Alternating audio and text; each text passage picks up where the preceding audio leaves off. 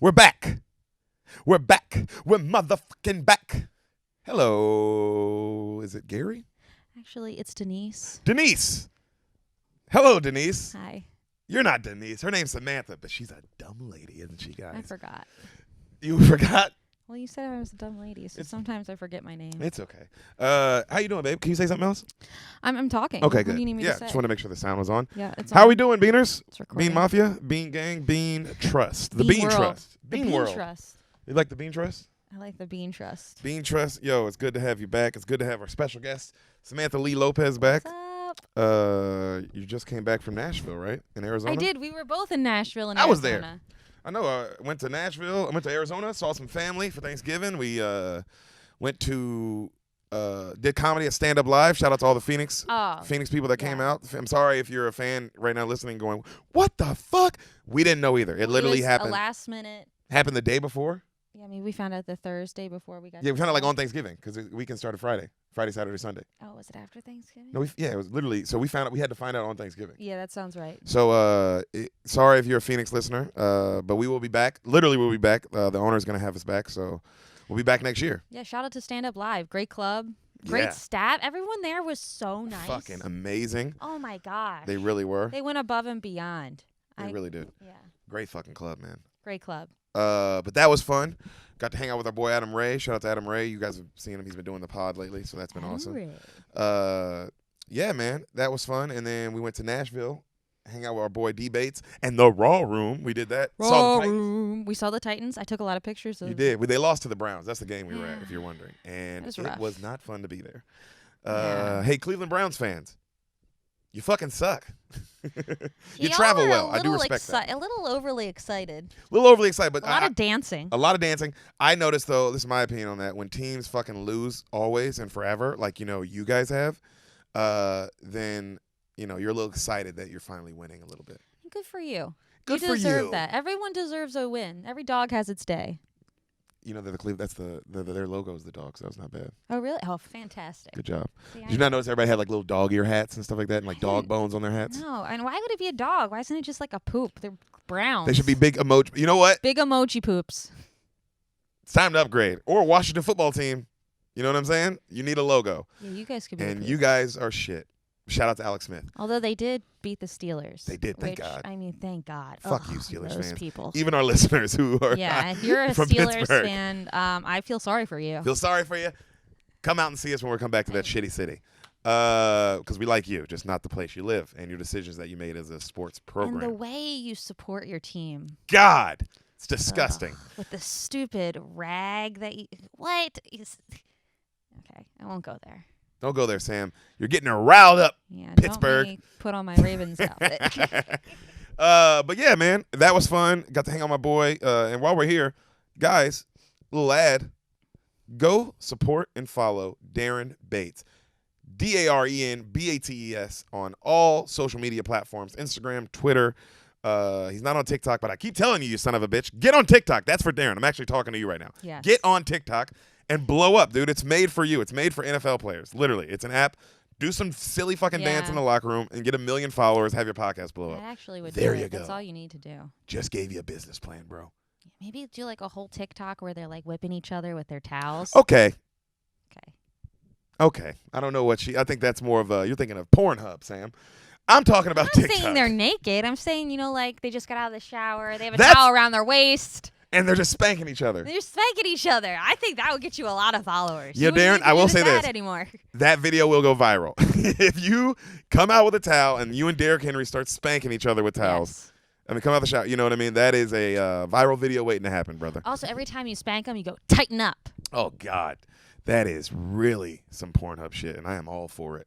Definitely, also, when you put that video on TikTok, also throw it on XNXX. You know what I mean? Yeah. Throw it on Black. Cover all your bases. Yeah, bro. Cover all your bases. Well, if it's going to be on blacked. Build your following. you know, Then do it with use Ryan a great Tannehill. camera. Use a great camera and use Ryan Tannehill because he's white. So you need a white guy and a black guy. That's what black's all about. Yeah. It's about the color They difference. cover all their bases. Yeah.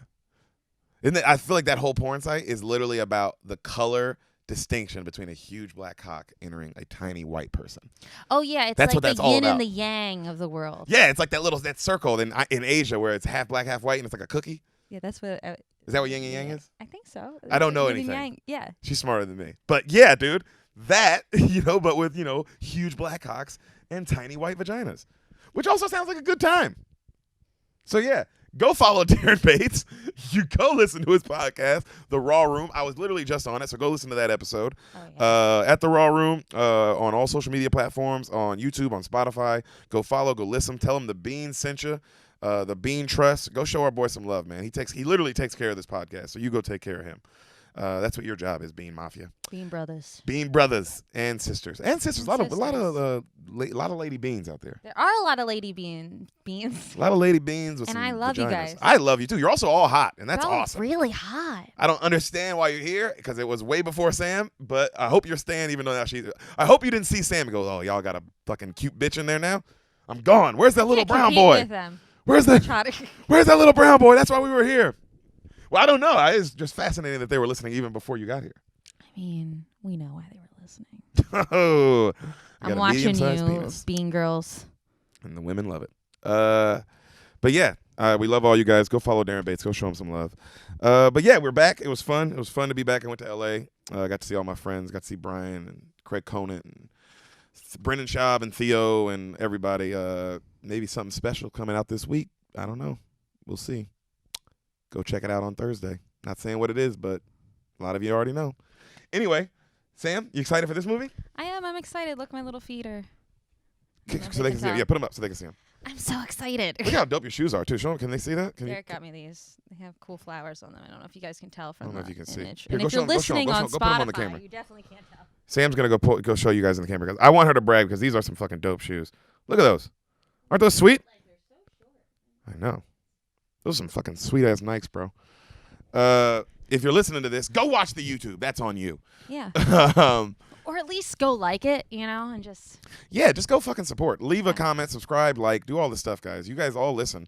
I see how many downloads there are, and there are a fucking lot. So I don't understand why all those people are not going and leaving a comment.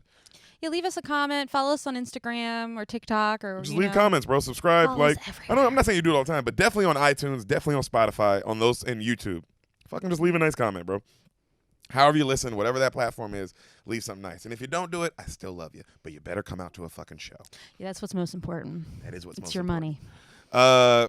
Yeah, man, but it's good to be back. LA was fun. It's good to be back in Baltimore. We're back in the BMO.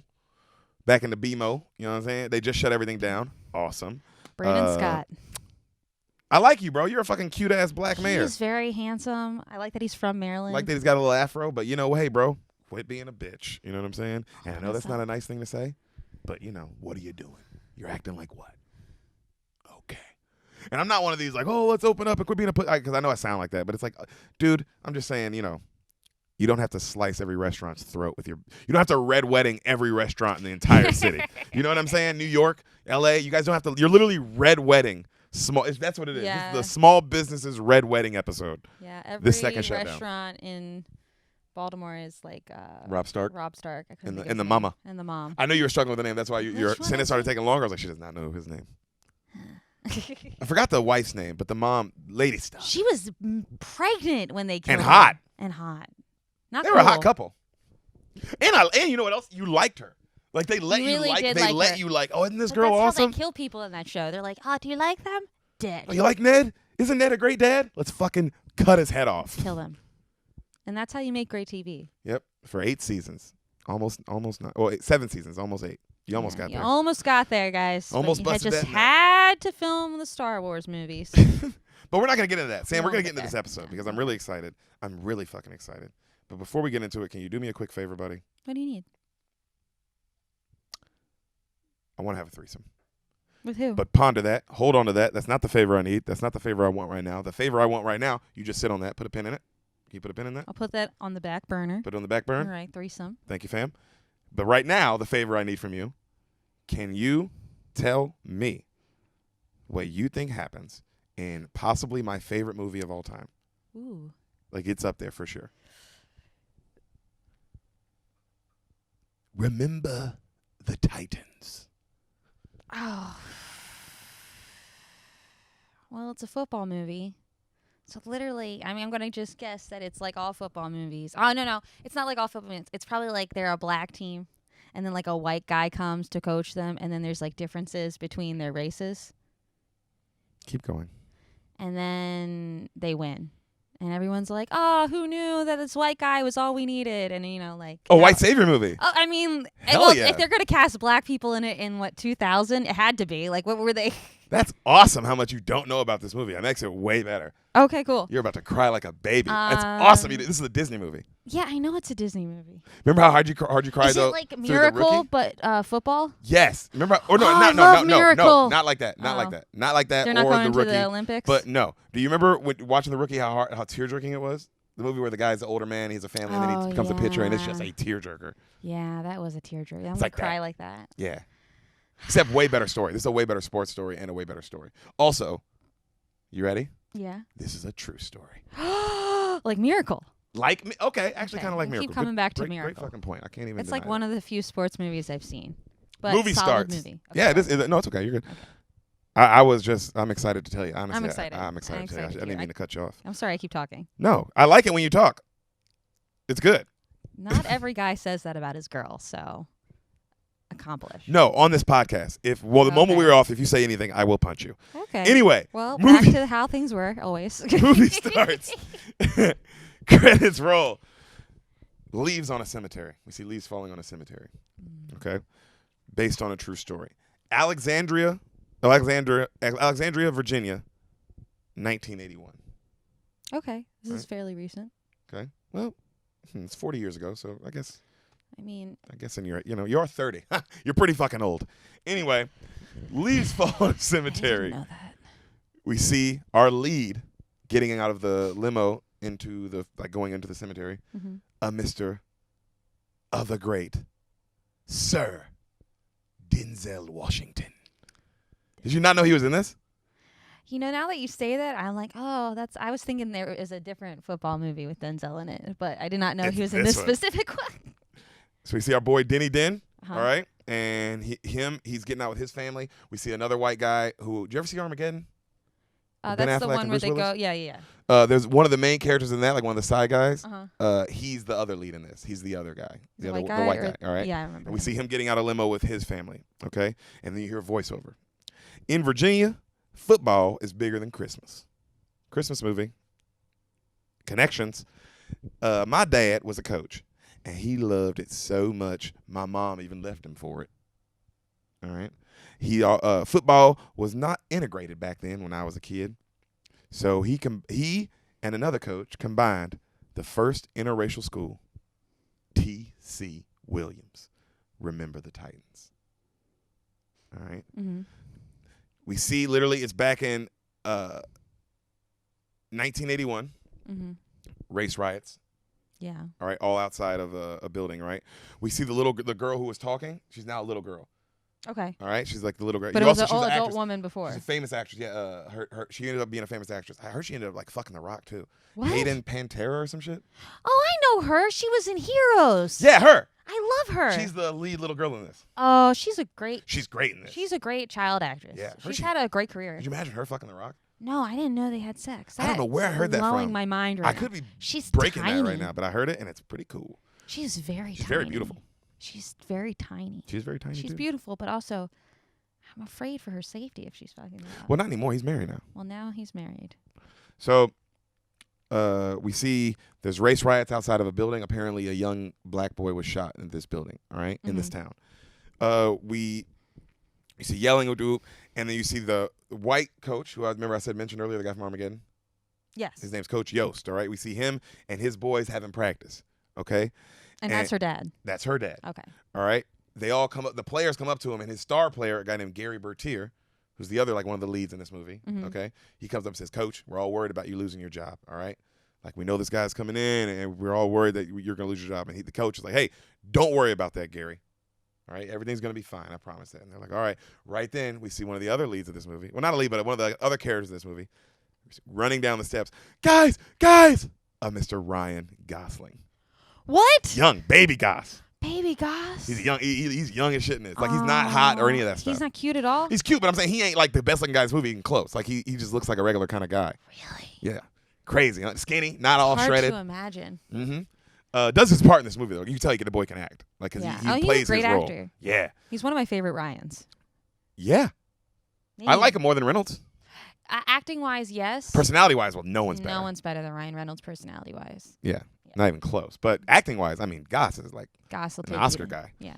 So he's like, hey, it started. The colors are gonna burn down that store because one of them got shot. And then all the players are like, fuck that, and they all start running towards the thing. And Coach Yost is like, boys, right? They take off. So you see them all running up down the street, like coming up on the riot. And the coach's truck cuts them off.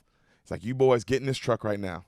Gary, Ray, Allen is Gosling. He's like, hey, if you boys want to play for me again, you're going to get in this truck right now. So is this before it's starting? Is it like this is the moment when the team's going to be integrated is what you're saying? Yes. So they're all white players. That's why they already knew that. So that's why they said, Coach, we're worried about you losing your job. Oh, I see. You see what I'm saying? Yes. And there's already race riots. Like, okay. This is high. I mean, also this is first Virginia. School. The first integration is obviously going to be. I mean, it's going to be hard. Yeah. Virginia. So. All the boys get back in the truck, right? And he's taking them back to the office, and the coach, one of the assistant coaches, as they're taking them back to the office, is telling them, like, Gary, I know your heart's in the right place and you want to do the right thing, and those boys are wrong. Like, those colors are wrong. But you got to keep your mind on right and listen to Coach Yost when he talks to you. And Gary's like, man, I don't want them fucking animals in my school. I don't even want to play for those animals. He's saying this as he's walking in the office. And who's in the office but our boy? Denzel Washington. He's sitting there kind of just waiting, right? Yeah. And then the coach goes, hey, why aren't you down there with all your colored friends hooting and hollering down, by the riot? The coach is saying that? The assistant coach, the one who was just saying that to him. Oh, okay. And Yost is kind of just looking at him, right? And Coach Boone looks at him, he calm, and he goes, I never miss a meeting. The meeting time was now, so this is where I am. Like, such a professional answer of like, I'm not going to give you what you want at all. So Denzel, right? And so he says that, right? And they're like, he goes, well, Boone, I didn't, like, the Coach Yost goes, well, Boone, I hope you know I didn't ask for you. And then Coach Boone was like, I didn't ask to be assigned to your staff, but I can guarantee you this. I came to win. All right? I came to win. And then the other assistant coach goes, well, Coach Yost has been nominated this year for the High School Hall of Fame in Virginia because he's that great of a coach and blah, blah, blah. Mm-hmm. And then Coach Boone goes, well, what an opportunity for me then to learn from the best. And they all kind of like, you know what I mean? Like, love him, motherfucker. Because he's not giving you what you want. Oh, yeah. He's just playing it cool. Very slight passive-aggressive undertones. Very slight, but like letting you know, like, I'm not going to let you walk over me, but you're not going to get me either. The acting is so strong in this. You're not going to pull my chain. So we see Denzel's family moving into this really white neighborhood, and all the people, of course, like the white, are watching from their blinds, and they're just saying mad racist shit. What the fucking movers are? Why are these movers like acting like they're living in this house? And like, oh my God, who the fuck are these fucking coloreds? And like all this shit, right? Yeah. And you see him, and he's got like 3 or 4 daughters. It's big family. This is crazy. This is only 1981. Crazy, ain't it? It's 9 years True before story. we were born. And also, it's Disney, so it's way more racist than this. Disney had to clean it up to make it a Disney movie. That's crazy. Crazy.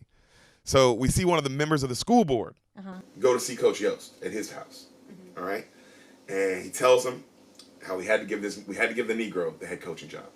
Sorry, Coach. And then you see Cheryl, the little daughter. That's the daughter's name, Cheryl, the Hayden girl. And she's like, "You can't walk in here and take my daddy's job like that." And she runs up and she kicks him as hard as she can in the shin. Or the school board guy who's telling him that he's not gonna be the coach anymore. Yeah. And and then he's like, Cheryl, and she runs off crying because it's her daddy. She's so man. And her mom's not there. Her mom's not there. She must live and breathe football as much as her dad does. Yeah. Just as much. Yep. And then the guy at school board's like, it's okay, I understand. He said, honestly, Coach, I feel the same way. I didn't want this to happen. And the coach Yost is like, fuck, like, God damn it, right? He's like, Coach, we had to do it. All these agitators and race mixers and these politicians coming in, we had to give them something. I'm sorry, Coach. So you see Boone talking to the one of the black members of the school board. Mm-hmm. You know what I'm saying? And he's telling them like, hey, you're going to be the new head coach. And then Coach Boone's like, I can't take that man's job like that. I can't. He's like, and he also said the reason I'm here is because they did this exactly to me. Or he's from like Charleston, South Carolina. They did that to me there, where they just gave a white man who couldn't even tie his own cleats my job after winning state championship after state championship. I can't come here and do this to that man. Yeah. Right? And then the school board guy's like, it's bigger than that, Coach. Like, people are counting on you.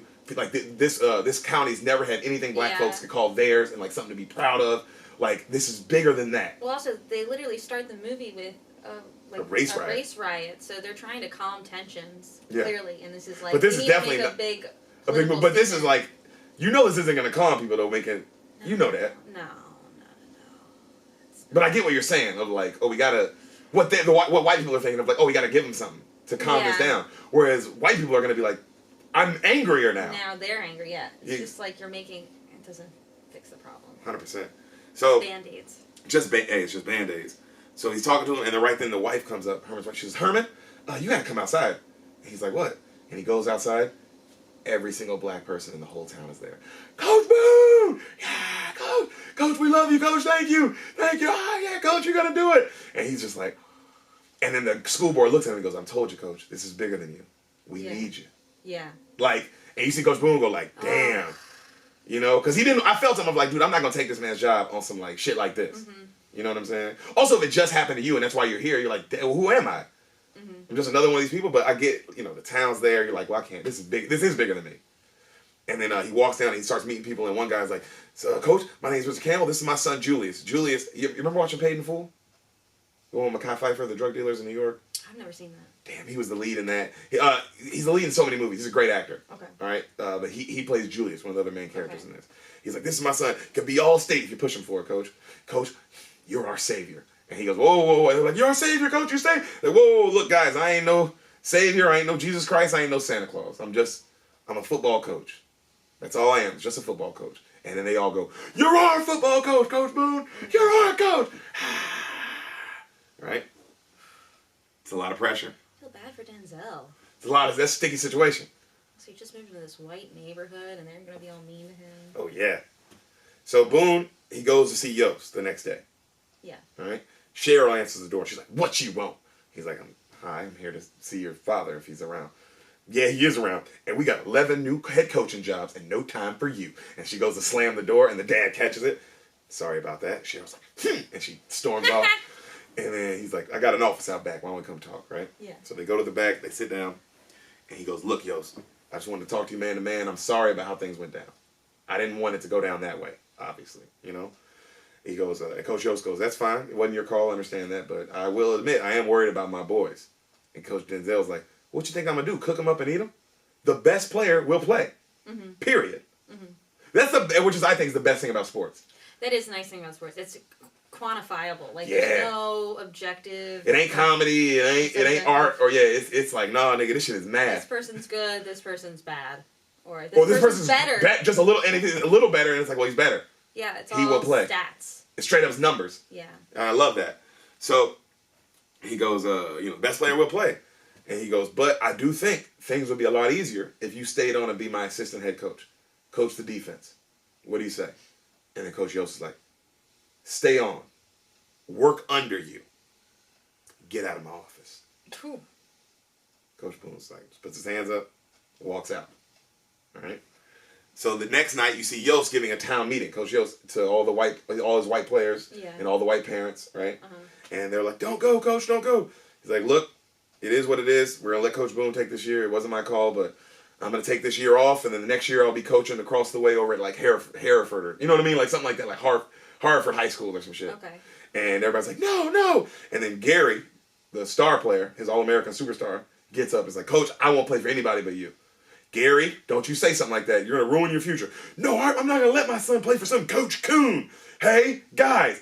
No, I'm not. I'm only going to play for you, Coach. We're only playing for you, Coach. And then everybody's like, yeah. And he's like, because now he's like, fucking goddamn it.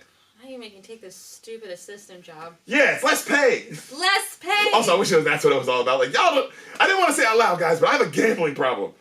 I have to take the head coaching job. And I have a daughter. With a daughter. Her mom left that fucking bitch. So, they go, you won't play for anyone, you, Coach. So right then, cut to, we see the gymnasium. And all the black players are in the gym who are coming to this school now, right? And we see a young man going, we're going to play some football, y'all. Black hand side, black hand side, black hand side, black hand side. One of the other stars of this movie, Petey, Mr. Brown Bear from Scrubs. I love him. Oh, he's awesome in this, too. Really? Young. I mean, just like Gossip, they're all young in this, obviously. Yeah. He is great in this. Also, it's great when you see somebody like in a thing like, oh, this is you before. Like this is you. You were. This is how you got you. This is how we knew who you were. Because he's also like great in Clueless. You've never seen Clueless. I've never seen Clueless. But he's like how he is in Scrubs. Like he's a presence. He's a presence in this. Yeah, because he's not even trying to be funny. He's just you notice him. He's an amazing actor. So yeah, that's an energy. That's a really good point about acting. Like you see a motherfucker and you just notice them more. It's not that they're being funny or that they have a lot of lines or anything. They just pop. They're like more magnetic. Yeah, that's a real thing. So, he's saying all the Petey's talking shit, and they're like, "Hey, yo, Petey, how many yards you gonna get this shit?" He's like, "I don't know, about 1,000." And they're like all laughing and shit. And then they go, "Oh man, them white boys ain't gonna play with us and shit." And then another guy's like, "Man, we don't need that white power. We got soul power." And everybody's like, "Yeah, soul power." You know what I mean? And then right then you hear, boom, the doors open and Coach Boone just starts like walking, beelining. You know when somebody's beelining? Yeah. Just beelining straight towards Petey, right? And they all line up and Petey's kind of looking around and he just smiles and he puts his hands up like this. And then Coach Boone goes, "Put your hand down." "Yes, sir." "Why are you smiling?" Why are you smiling?" "Cause I love football, sir." It's fun." "It's fun. You sure?" I don't know. Now you don't know. Is it fun or not?" I think." "Oh, now you think. First you smile, then you think." "Well, is it fun?" I don't. No, it's not fun. Now it's not. No, sir, it's not fun. So now it's not fun. Not even a little bit. Zero fun, sir. All right. My name's Coach Boone." He pulled out the training day mode. Oh, real quick. I will show you all. I'm here to tell you all how much fun you will be having with me this season. We leave for camp August 15th, 7 a.m. If you show up at 6:59, you are off the team. And he goes off about like the dress code. You will wear a suit, you will wear a tie. I don't give a damn. You know what I'm saying? He's like, if you do not have a suit and tie, ask to borrow your father's. If you do not have a father, go to a homeless person and use his. The sound's not recording. Hold on, guys. Sorry about that. Technical difficulties, as always. But this is the last time. We figured it out. This won't happen anymore, but we're back. I'm not making any promises. Don't make any promises, but we're back now. Eventually we'll have a fucking studio, guys, and this won't happen all the fucking time. But sorry about that. Sam, what was the last thing you remember? Denzel was being all training day on the guy and being like, "Do you like football? Is football fun?" And he was going off about the dress code and what time they're going to be there and all that shit, right? Exactly. So he's saying like he said, if you have a suit, if you don't have a suit, borrow one from your daddy. If you don't have a daddy, go to a bum, trade him for his. He's like, because that's how we're going to be. This is not a democracy. This is a dictatorship. All right?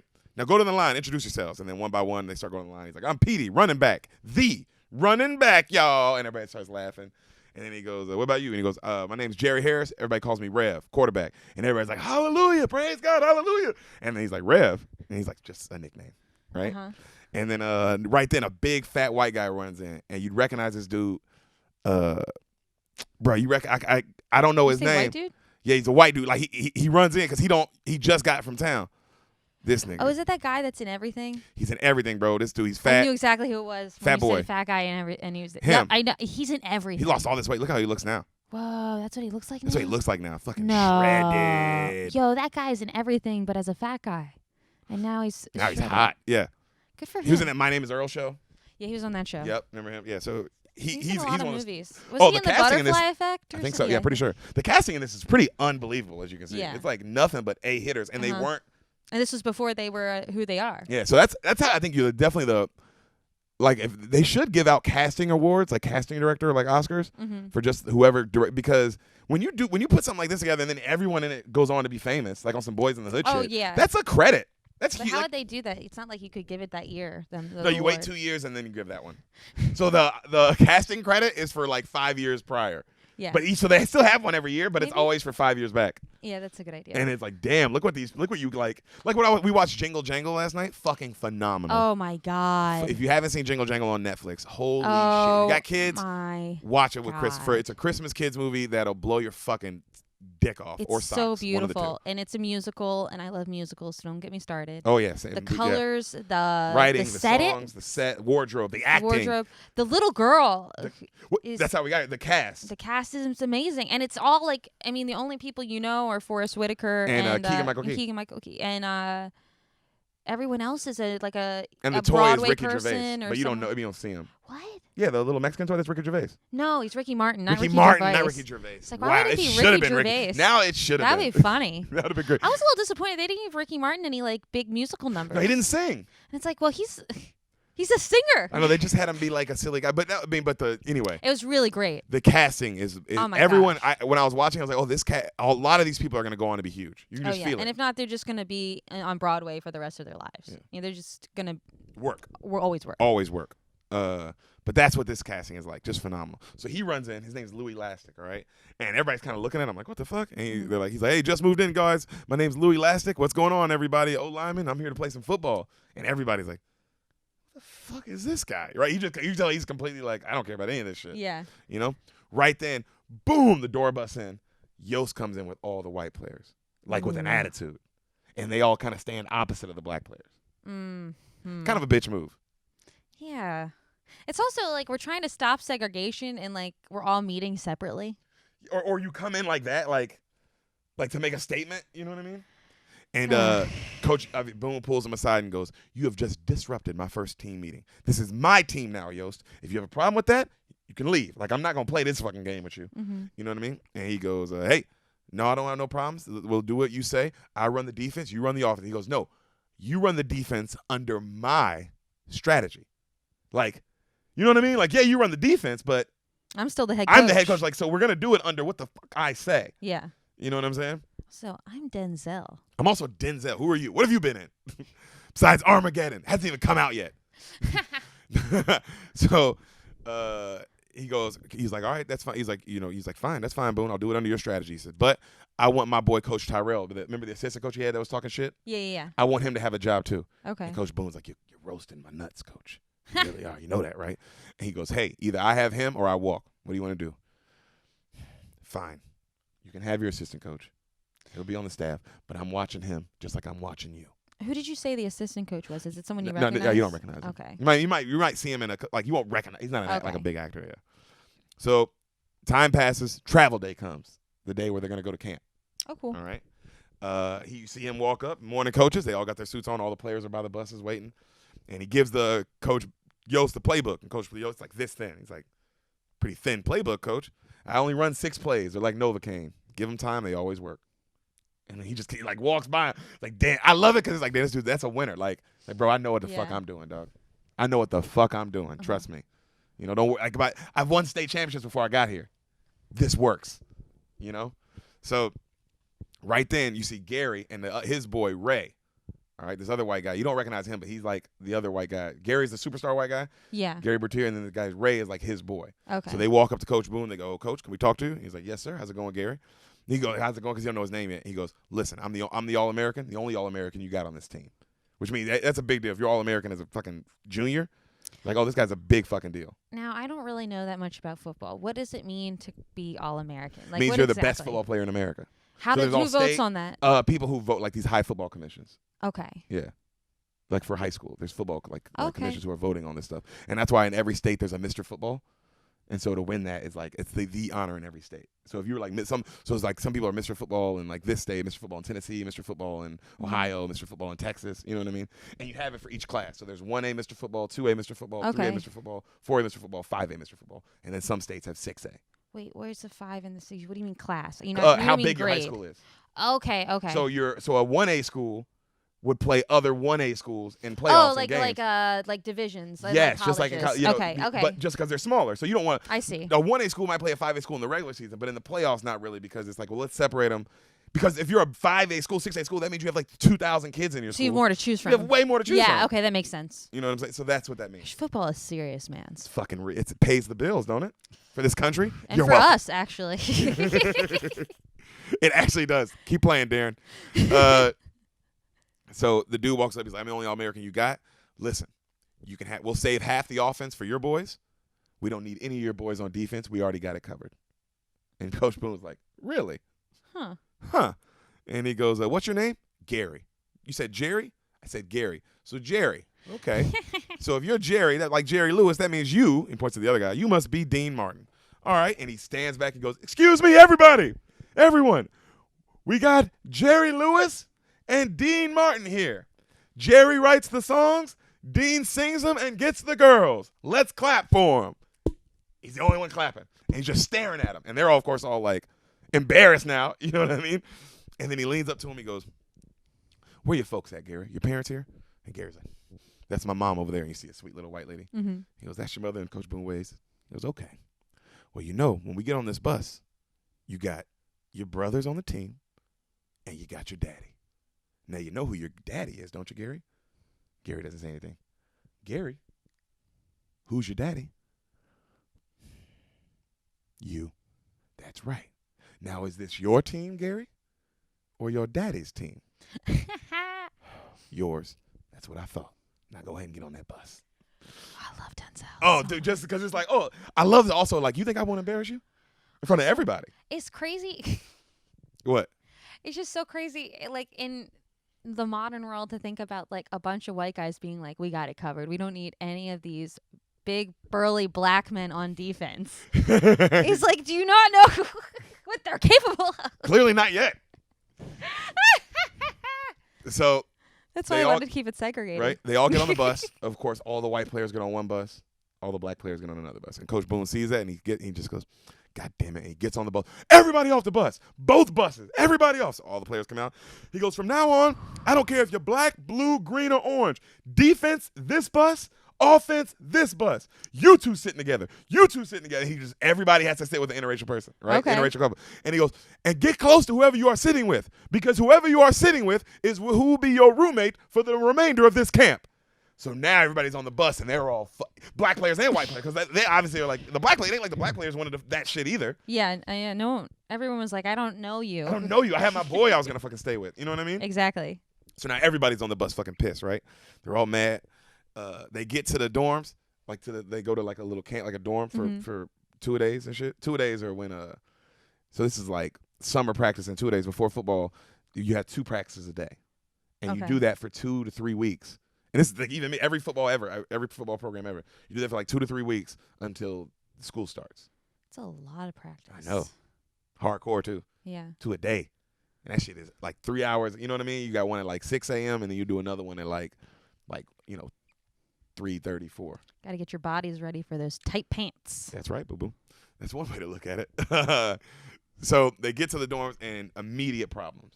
You see Julius, that black, really famous black poster of the 2 black guys who won the Olympics, and they're standing on the podium like this. Mm-hmm. You know, real and then the white guy's like this. So he puts a big poster up in his room, and Gary's like, yo, man, take that shit down. I'm not looking at that for 2 weeks. And then Julius turns around like, well, you better use your X-ray vision, Superman, because this shit's staying up.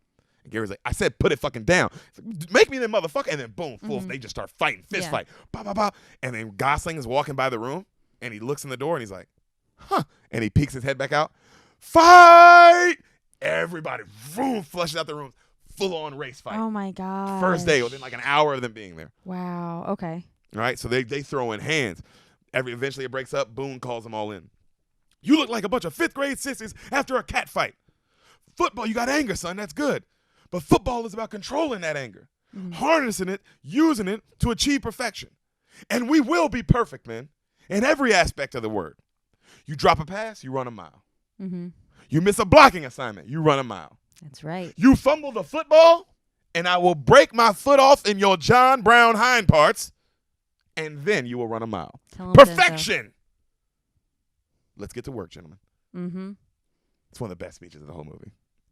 And so everybody, right there, you see practice starts hard, like hard. They practicing hard. The movie did a really good job, I'll say this, of watching it, where they made it look like football. Okay. You know what I'm saying? They made it look like, that's what, like, just a lot of running, a lot of fucking up downs, a lot of fucking drills, like just. They did the thing where they're running in and out of the tires? All that shit, yep. Is that like a. You like that one? I just feel like in everything about football, they always show that. It's for running backs to keep your knees high. Ah. Your knees up. You know what I'm saying? Because your knees are low to the ground, it's easier to tackle you. But if you're running like this, people diving for you, they miss. Interesting. Never knew. Makes sense, though, when they say it out loud. He's like, oh, yeah. Yeah, that makes complete sense. I thought it was just for exercise. No, high knees. You want your high knees up high. So they're practicing, we see our boy Petey, big brown bear, Petey. He gets the ball, right? He's the running back. And bam, gets tackled. He fumbles. Boom, grabs him. Why are you fumbling my football, son? Why are you fumbling my football? Yelling right in front of everybody. He's like, my blocking was bad. Your blocking was bad. Did your blockers fumble the football or did you fumble the football? I did, sir. You did, sir. Run him out. God damn it. You're killing me, Petey. You're killing me. And you see Petey kind of running with his head down. So right then you see Big Lastic cut to they're all having lunch. Okay, what's Big Lastic? Louis Lastic, the big white guy. guy. Oh, yeah. That's his name, Lastic. Lastic. All right, so he comes in, and of course, everybody's separated in the lunch, right? Mm-hmm. Like the black players and the white players. He sits down with Julius and like all the black players. And then Julius is like, yo, man, what the fuck you doing over here? Go eat with your people. And he's like, I ain't got no people, Julius. I don't know what you're talking about. You know what I mean? And then Rev is like, oh, come on, Julius, be calm. He's just a nice, blessed child in the hands of God. And then they're all like, they all start praying for Julius to ease his heart, and they're all laughing and shit. So right then you see Gary, he's sitting there and he's looking at him, and then he's sitting by the Ray dude and the other white guy, the Dean Martin guy. You know, okay, remember? yeah. So he's sitting there and he goes, man, fucking look at those animals. And Rev, black ass quarterback, he better hope I block for his bitch ass this year. And then Gary's like, well, hey man, you know if you don't block, like, you're not gonna start. Yeah. And he's like, I'll start. Don't you worry about that. And Gary's kind of like, all right. So you see Coach Boone, he's looking at everybody and he's seeing the tables are separate, and he goes, Lastic, get up. And Lastic gets up in front of everybody. Lastic, I want you to tell me something about one of your black teammates. Yes, sir. I room with Blue, sir. He's like another black lineman. He was in the movie Drumline. He was the guy who played the trumpet. Yeah, it's all about the tubas, y'all. That guy in Drumline. I vaguely remember that. Okay, yeah. I only remember Nick Cannon and then the guy who was in charge of the Drumline, because he was like amazing. I always remember the tuba guy because he was like that. It's all about the. He was like so. Like, it's about the tubas. You know what I mean? And it's like whoever has said that.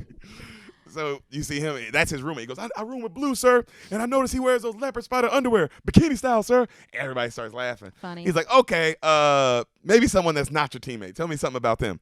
Sir, I like to eat lunch with Rev. And Rev smiled like, oh, Rev smiles. He's like, he's a hard, like people call him Rev. People call him Rev because he loves the Lord, sir, and he's a good guy. Right? Aww. And then he's like, okay. What's Rev going to do after high school? And then Louis like, I don't know, coach. I don't know that. I mean, probably go to college or some shit. And he's like, what about you? You going to go to college? Hell no, sir. He's like, you think you have a future in football? No, I just figured, hey, while I'm in school, I might as well hit some people. Coach Boone was like, I like that, son. But he leans in and he says, come here. If you don't go to college, it won't be because of me. It won't be because of your grades, all right? So from now on, after every test, you bring your test scores to me. We'll go over them together, okay? And coach, he's like, okay, coach. He's like, okay. Like he whispers it in it, like, so so none of the other guys hear it. Wow. Yeah. Okay. You liking Louis and Coach Boone already, huh? That relationship? It's just interesting. What? You know. That he would say that in general, like to any of them. Like that he cares. Well, of course he cares, but does he mean like he's going to help them with their homework, or he's going to help them like convince he's their literally teachers? Going to go over his tests with them. Okay. Yeah. That's cool. So he goes, what kind of music does the Rev like, Louis? He goes, oh, coach, we both dig the Temptations. I know you want to leave me, but I refuse to let you go. And the whole team's like, oh, like all the black players. Oh, if I have to beg and plead for your sympathy, I don't mind because you mean that much to me. Ain't too proud to beg. And he's like dancing. And then Rev is like, go ahead, Louis. You know, and everybody's laughing. And he's like, okay. And he says, he's like, all right, sit down, Lassie. Anyone else? And everybody puts their head down. No one else, huh? No one has anything to say? Gary? He puts his head down. Julius? Okay. From now on, each one of you every day will spend time with one of your different racial teammates. You will learn about him. You will meet with all of your teammates, and every day until you do, we are going to have 3-a-day practices. Wow. Oh, Coach, shut up. You get it done fast, the faster it's over. Uh-huh. Right? So cut to now they're all like interviewing each other. Uh-huh. And you see the Ray guy, the guy who's a real asshole. The one who like came I'm up, not gonna block the All-American. No, that's Gary. Ray is the one who was like, I'm not gonna block. Yeah. For him, it's black, and then he's like, what are you talking about? So it's him, and he's interviewing Petey, and he's like, so what's your daddy's name? You do have a daddy, right? And Petey's like, yeah, I got a daddy, man. His name's Harold. Oh, okay. And what does he do for work? I mean, he has a job, right? And Petey's like, I hate this guy. Yeah, Ray's the worst.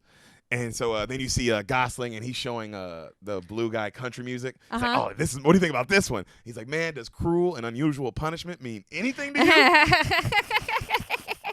And so right then, Gosling does look like he'd be into country music. Yeah. Oh yeah. And so you see like the elastic guy, and he's talking to Rev, and he's talking about like how he's never gonna get into college because he's stupid. I'm not smart like you. And Rev's like, dude, I'm gonna tutor you. You're gonna be fine. He's the sweetie, obviously, because he doesn't care about race. Yeah. It's weird also how it's just how you grew up. It clearly it's means really nothing. about how Just you were raised. How you were raised. If you were raised in an environment where you're just around black and white people, then you're not going to see anything. Mm-hmm.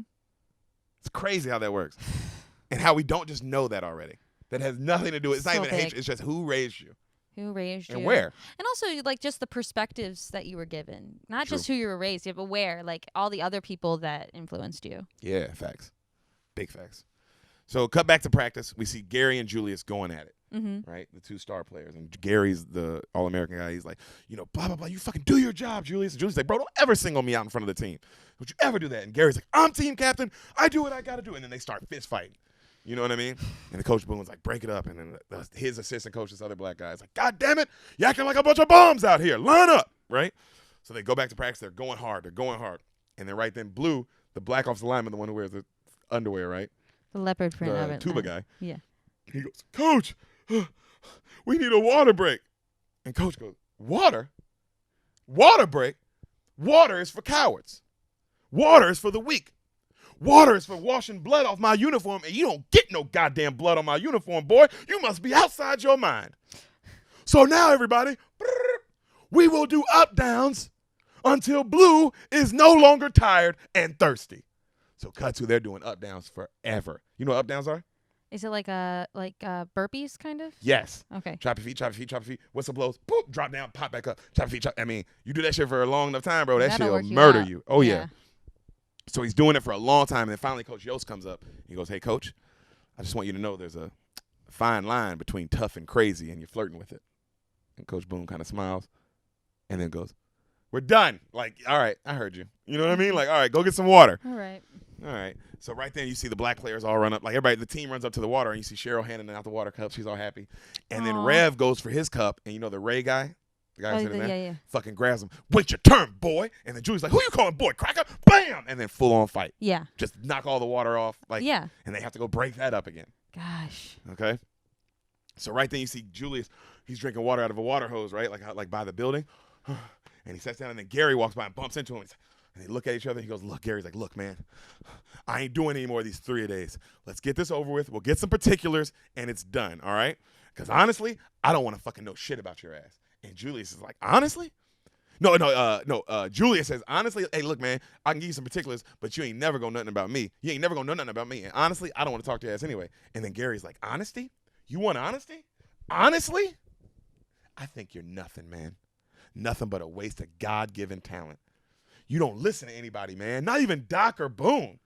Push or pull down the line. Like you blow down the line every time. You push them, pull them, do something.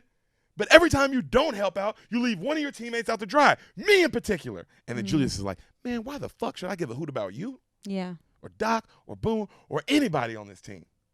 You know what I mean?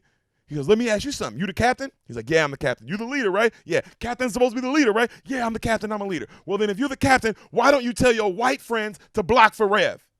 Because they have not blocked for him with the plug nickel, and you know it. Nobody plays. Yourself included. So you want me to sell myself out for the team? Man, what team? Mm-hmm. Let me tell you something. I'm going to do mine. He's like, I'm going to get mine, and I'm going to do what I want to do. And then Gary's like, man, that's the most selfish attitude I ever heard. And Julius is like, attitude reflects leadership. Captain. Ooh. And he walks off. All right. So cut to that night, 3 a.m. The alarms go off in the building, right? You hear whistles. All the players run outside. It's freezing. They're cold and shit in the morning. And Coach Boone's like, good morning. We got a little surprise for you today. They're like, what the fuck's going on? He says, we're going to take a little run through the woods. You will follow Doc and myself. Doc is Yost. Mm-hmm. All right. You follow Doc and myself. All right, we will take this little jog through the woods. If you get lost, don't worry about finding your way back. You're off the team. Let's go, gentlemen. So they start running through the woods, bro. And they run crazy far. Like they're like by the time they get to where they're going, it's like daytime. It's like early in the day. Yeah. You know what I'm saying? So they stop at a huge gravesite, gigantic gravesite. All right, and he's like, Coach Boone's like, anyone know what this is? And all the players are like, no, sir. This is Gettysburg. This is where the Battle of Gettysburg happened. This is where 50,000 men fought and died on this field, fighting the same damn fight we still fighting today. I want you to take a lesson from the dead, men. If we don't come together on this hollow ground, we too will be destroyed. I ain't never said you had to like each other, but you will respect each other. Mm-hmm. All right? And maybe if we can do that, I don't know. Maybe we'll play this game like men. Let's head back, gentlemen. So they go back. Cut to it's night now. Mm-hmm. Like late night. They're having practice. Yeah. Because they're doing 3-a-days, you know? So they're going hard. You see Coach yell, like, run it again. We'll be out here all night until we get it right. Run it again. All right? So they do. They run it, pitch to Petey. Petey gets smashed by Julius.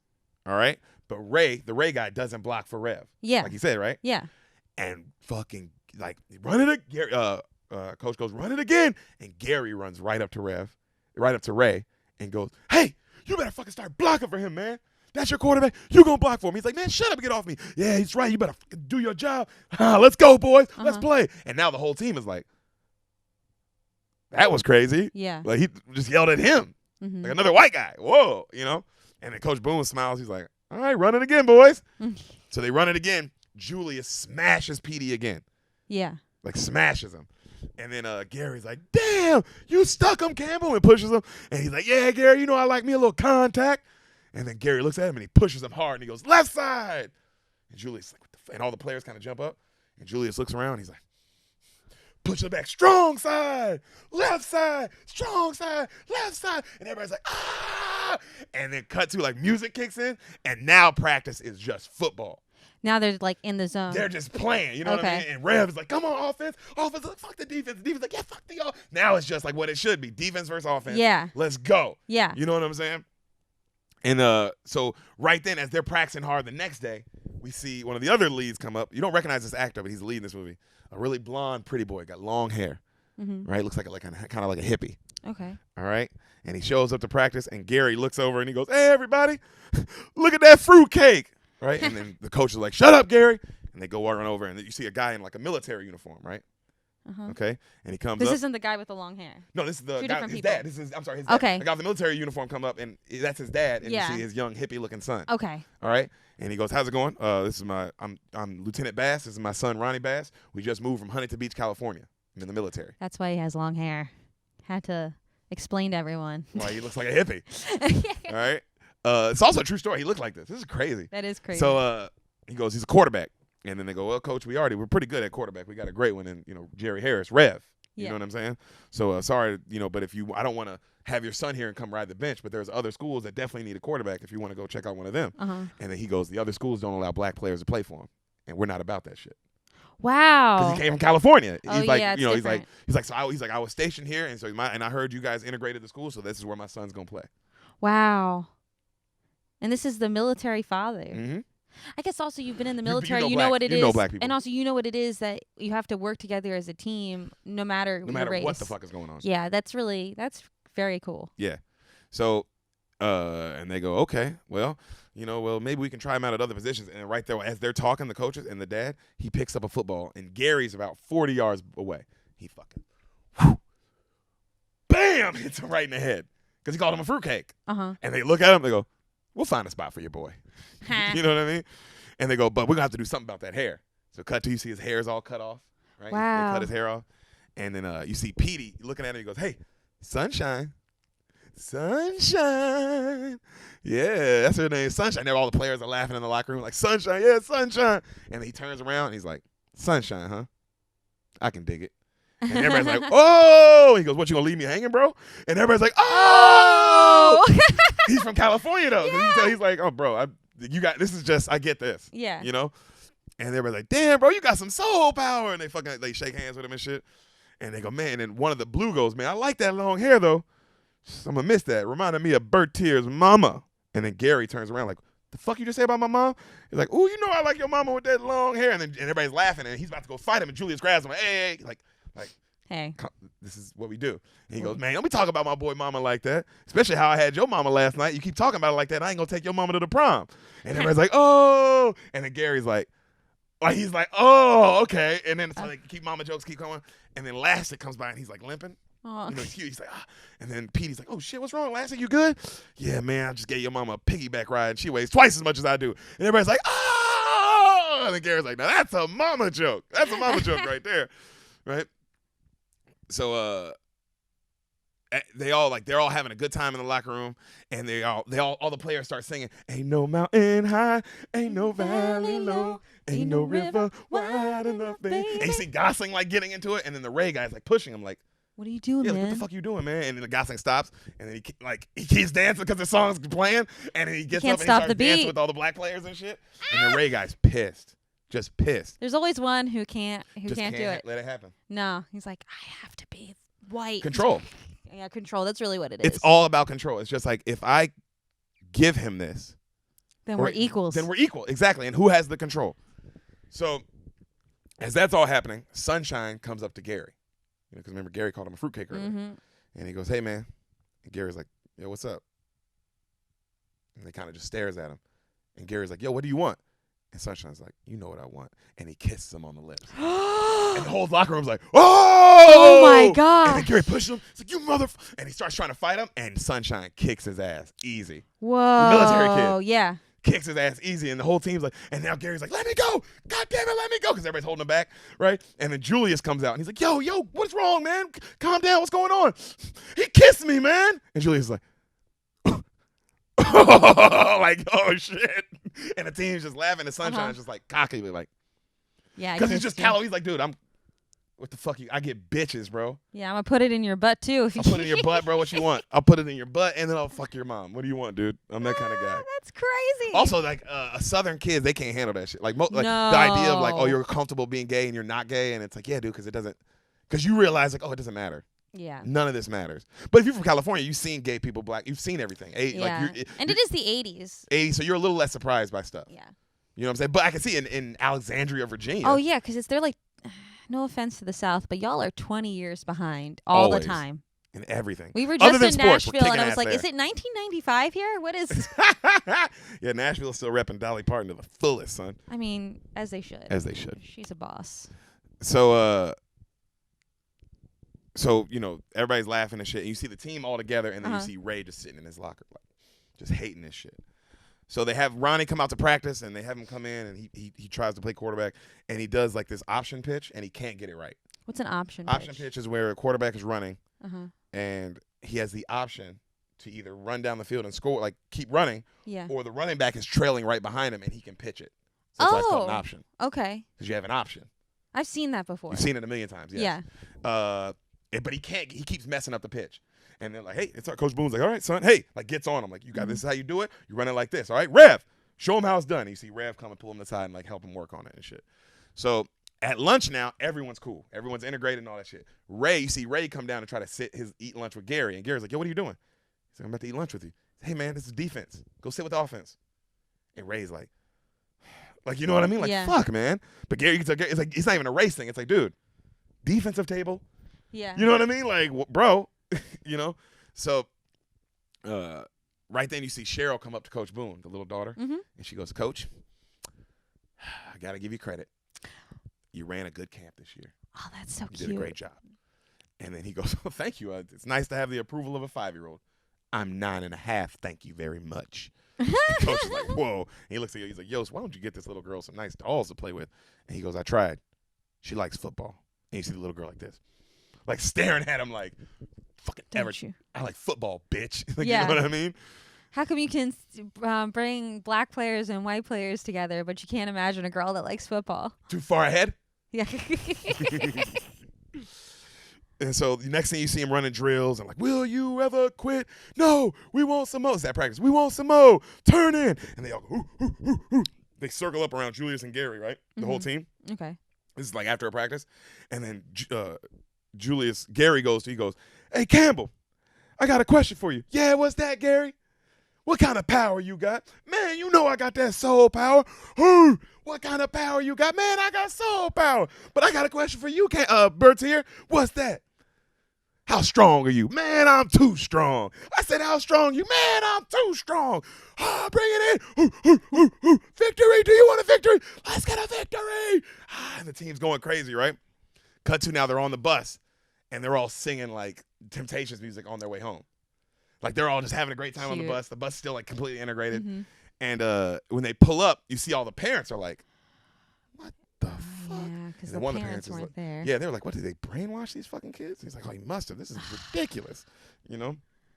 So you see, like Boone has his daughter, and she meets Cheryl for the first time, and they do not like each other. His daughter's like a pretty girl in a dress with her nails done and dolls. Oh, yeah. You know, and then she's like, ugh, why are you dressed like that? And then the other girl's like, why are you dressed like that? Because she's got like overalls on and like dirty. You know what I'm saying? She's a little tomboy. Little tomboy. So that happens. The boys the next day go to school for the first day. The next day is the first day of school. Oof. And all the white people are there with signs, obviously. Wow. Get them out of here. They don't belong here. You know, the black people are arguing back like that. Get them out of here. Like that's the problem. You know, as the players are all showing up, like, oh, we're back. Gosh. You know what I'm saying? So you see, Petey sees Lastic, right? And he's like, yo, what up, Lastic? And then Lastic's like, damn, bro, this is crazy. And Petey's like, I know. And if anything bad happens, apparently, they're going to shut down the school. Season's over forever. And he's like, fuck. Oh. And then right then, Gary, you see, he sees his girlfriend, and he's like, yo, what up, baby? And she's like, oh, Gary, look at them. They hate us. And he's like, they don't hate us.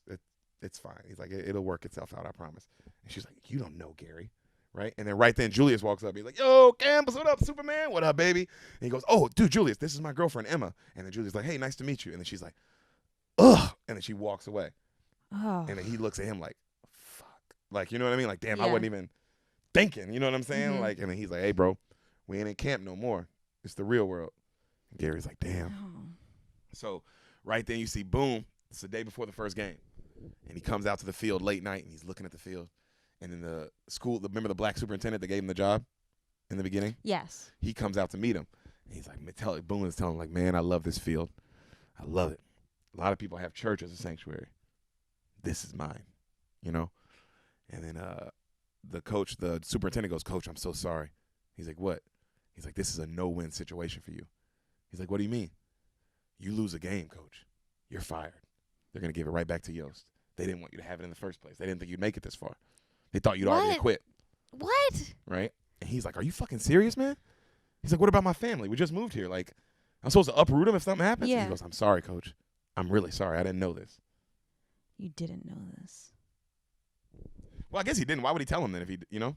He might have not. I mean, like, you're trying to do your job. You don't want to lose your job either. They asked you as the black superintendent to get a black.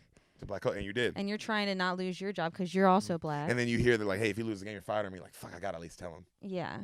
Yeah, good point. Jeez. Game 1. Okay. T.C. Williams versus Hayfield. T.C. Williams versus Hayfield. We see all the white people in the crowd on this side, black people in the crowd on this side. Like, they separated themselves. Like, it wasn't like there's a sign. They did that, you know, just like how I used to be when I was at college, too. When I was eating lunch, I saw how, like, all the black players would eat and all the white players would eat, even though there was no, like, it wasn't like a rule. But at practice, we'd all be together. But once lunch came, bro, everybody sat separately. You know what I'm saying? This is in 2009, nigga, 2010. So shit ain't really changed. So the white and Coach Boone, you see him throwing up outside before the game. He's nervous as shit, obviously, because it's like way more pressure than he planned. So he's throwing up, and then he goes into the team. He's like, listen up. I'm not going to talk about winning and losing tonight because you guys are already all winners. What you did at camp, you won. You won already. You came together. You know, tonight we got Hayfield, and just like every other school that we're going to play this season, they're all white. All right? And it is what it is. So we are better than all those teams just because we are mixed. We're better for it. We're better men for it. You know? And he goes, nothing will tear us apart. I don't know if you guys know this, but in Greek mythology, Titans rule the entire universe with absolute power. That football field is our universe. So let's go rule it like Titans. Right, gets up, they run out, right? Game starts. The other team is driving on them, just driving down the field. All right? They're driving, and then you see Gosling. Gary is getting on Gosling, like, dude, cover your man. He's like, I'm trying, man. He's too fast. I don't give a damn. Stick with him. And then the next play, Gosling gets burnt for a touchdown. Oof. All right? Yeah. And you see fucking Boone obviously come right up to Yost like, hey, get it to fucking together. Like, get it together now. Yeah. Right? And he's like, hey, you worry about your offense. He's like, all right, Yost. You can tell because he's like, hey, bro, I can't. There's no room for error. Yeah. I can't lose. You can lose. You'll still have a job. Oh, you'll get my job. You get my job. You know? I mean, if he knew what was going on, maybe he'd make him lose. He's like, well, they score again. I'm taking over the defense. So make sure they don't fucking score again. Yeah. You know? So right then you see Petey, the next play they're on offense, Petey's at running back. He misses a blocking assignment. Rev gets smashed. Misses the block. Rev gets crushed, right?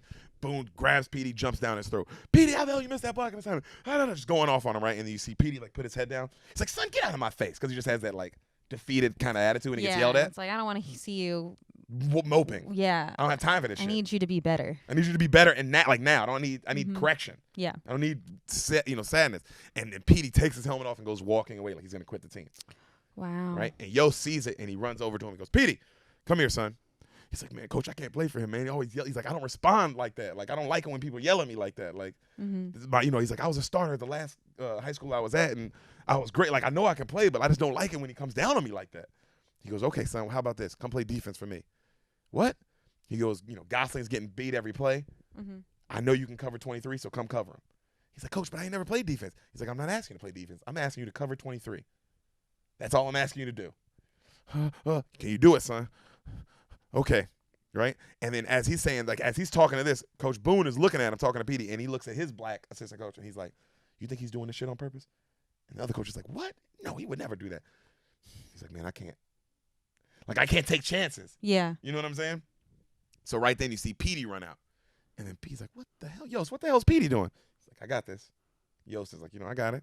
And then right then he goes and he takes to Gosling. You see Gosling run out to the sideline. And Gosling's dad in the crowd goes nuts. Pissed. Hey, Yost, don't you let that man take my boy out the game. Yost. And then the little girl Cheryl's like, he's just getting beat like he stole something. That's why they're taking him out. Shut up, little girl. I'm just saying he's getting beat every play. Yost, that's my boy. Right? So right then they put Petey out. Petey's all like nervous. They throw the 23 the first play. Petey breaks it up easily. Yeah. Like, covers the guy, breaks up the pass, right? The music kicks in, everybody starts cheering, and then the defense kicks in, and this defense is nasty. And then the Gary and the Julius guy are obviously like superstars on defense. You know what I mean? Like every play making a play, but Petey's dominating too. And they end up winning the game. Nice. All right, they win the game. So the team all goes out after, and they're all going out, and you see Ray and Gary's girlfriend pull up in a car because Gary's with all the team. You see Ray and they're like, hey, yo, we're about to go like with all our friends to this like Cedar Point place. You want to come? And then Gary's like, no, come out with us. Yeah. Emma, come out with us. And she's like, Gary, like, I get what you're doing and it's noble, I guess, but like, this is crazy. Come out with us. She's like, you got your priorities really mixed up. You're picking the wrong team and stuff. What? Yeah, and then he's like, Gary doesn't say anything. He just backs up and keeps walking with his guys. I just can't get over that it's like we're in the – I mean, it's not the full-on South. It's Virginia. It's the South. The cusp of the South. Cusp of the South. Good point. And they're all more worried about this racial thing than they are about winning a goddamn football game. Are they trying to say that racism is more important than football in the South? Because it's not. Because it's not. And it football never has is been. most important. We all know one thing, and that's football is fucking king. And then church. Then I'd say God and Jesus are good. And then racism. Yeah, then racism is like in the top. It's in the top it's 5. It's still the top 5, 100%. But it's not number 1. So we see Ronnie, right? Our boy Ronnie Bass. And he's talking to Petey and all the gang. He's like, oh, let's go eat in this restaurant. It's on me. I got it tonight, boys. That was a great win, right? And the black players are like, Petey's like, hey, man, I don't think we should be going in there, bro. This is still Virginia, dog. Like, we can't just go up in that restaurant. He's like, dude, what are you talking about? It's not the fucking 60s. Come on, let's go in here. And he forces everybody to, like, walk in. And then immediately when he walks in, the owner of the restaurant comes up and like, whoa, what are you boys doing here? He's like, there's plenty of tables. We're going to go eat. This is my establishment, and I'm allowed to let in who I want to let in. And if you boys want to eat, you can go around back and get you something from the back of the kitchen. And Ronnie's like, you can tell he's never had anybody talk to him like that. So he's like, what? And then the other players just storm out like, this motherfucker, right? Yeah. And he walks out and Ronnie goes, he's like, Petey, I'm sorry. It's like, shut up, man. You ain't sorry. He's like, I know, I'm sorry. I didn't know. It's like, of course you didn't know. I told you we couldn't go in there. You don't want to know. We told you, but you don't want to hear us. Let's fucking go. And then all the black players leave. Yeah. Because they're like, man, why'd you put us in that situation? Yeah. You know what I mean? And then Ronnie's like, I'm sorry, guys. I'm really, like, you can tell he's like, I'm sorry. I didn't know. I'm sorry. So you see the next day, Gosling's dad is in the office talking to Coach Boone and Coach Yost. How dare you let that man take my boy out the game, huh? You uppity black mother. You uppity black. And he's like, and Coach Yost's like, yo, hey. And Coach Boone was just looking at him like this. Like, not even like, hey, bro, your son ain't. He would play if he was faster. It is what it is. Yeah. I also didn't even take him out, so I definitely don't give a shit. Yeah. And then, the dad leaves. And so right then, Boone goes, look, I'm actually glad they brought that up. About Petey, Yost, I think we need to talk. And then Coach Yost goes, oh, no thanks required. And he goes, thanks. Thanks? Hey, I know you think you're protecting these boys from Big Bad Boone when I come down on them, but you're not. You're undermining me. You're cutting my legs from under me when you pull shit like that, right? And then Coach Yost is like, look, you got your style. Some guys don't respond to criticism like that. Yeah. Some guys, which is true. Some people respond to like just conversation.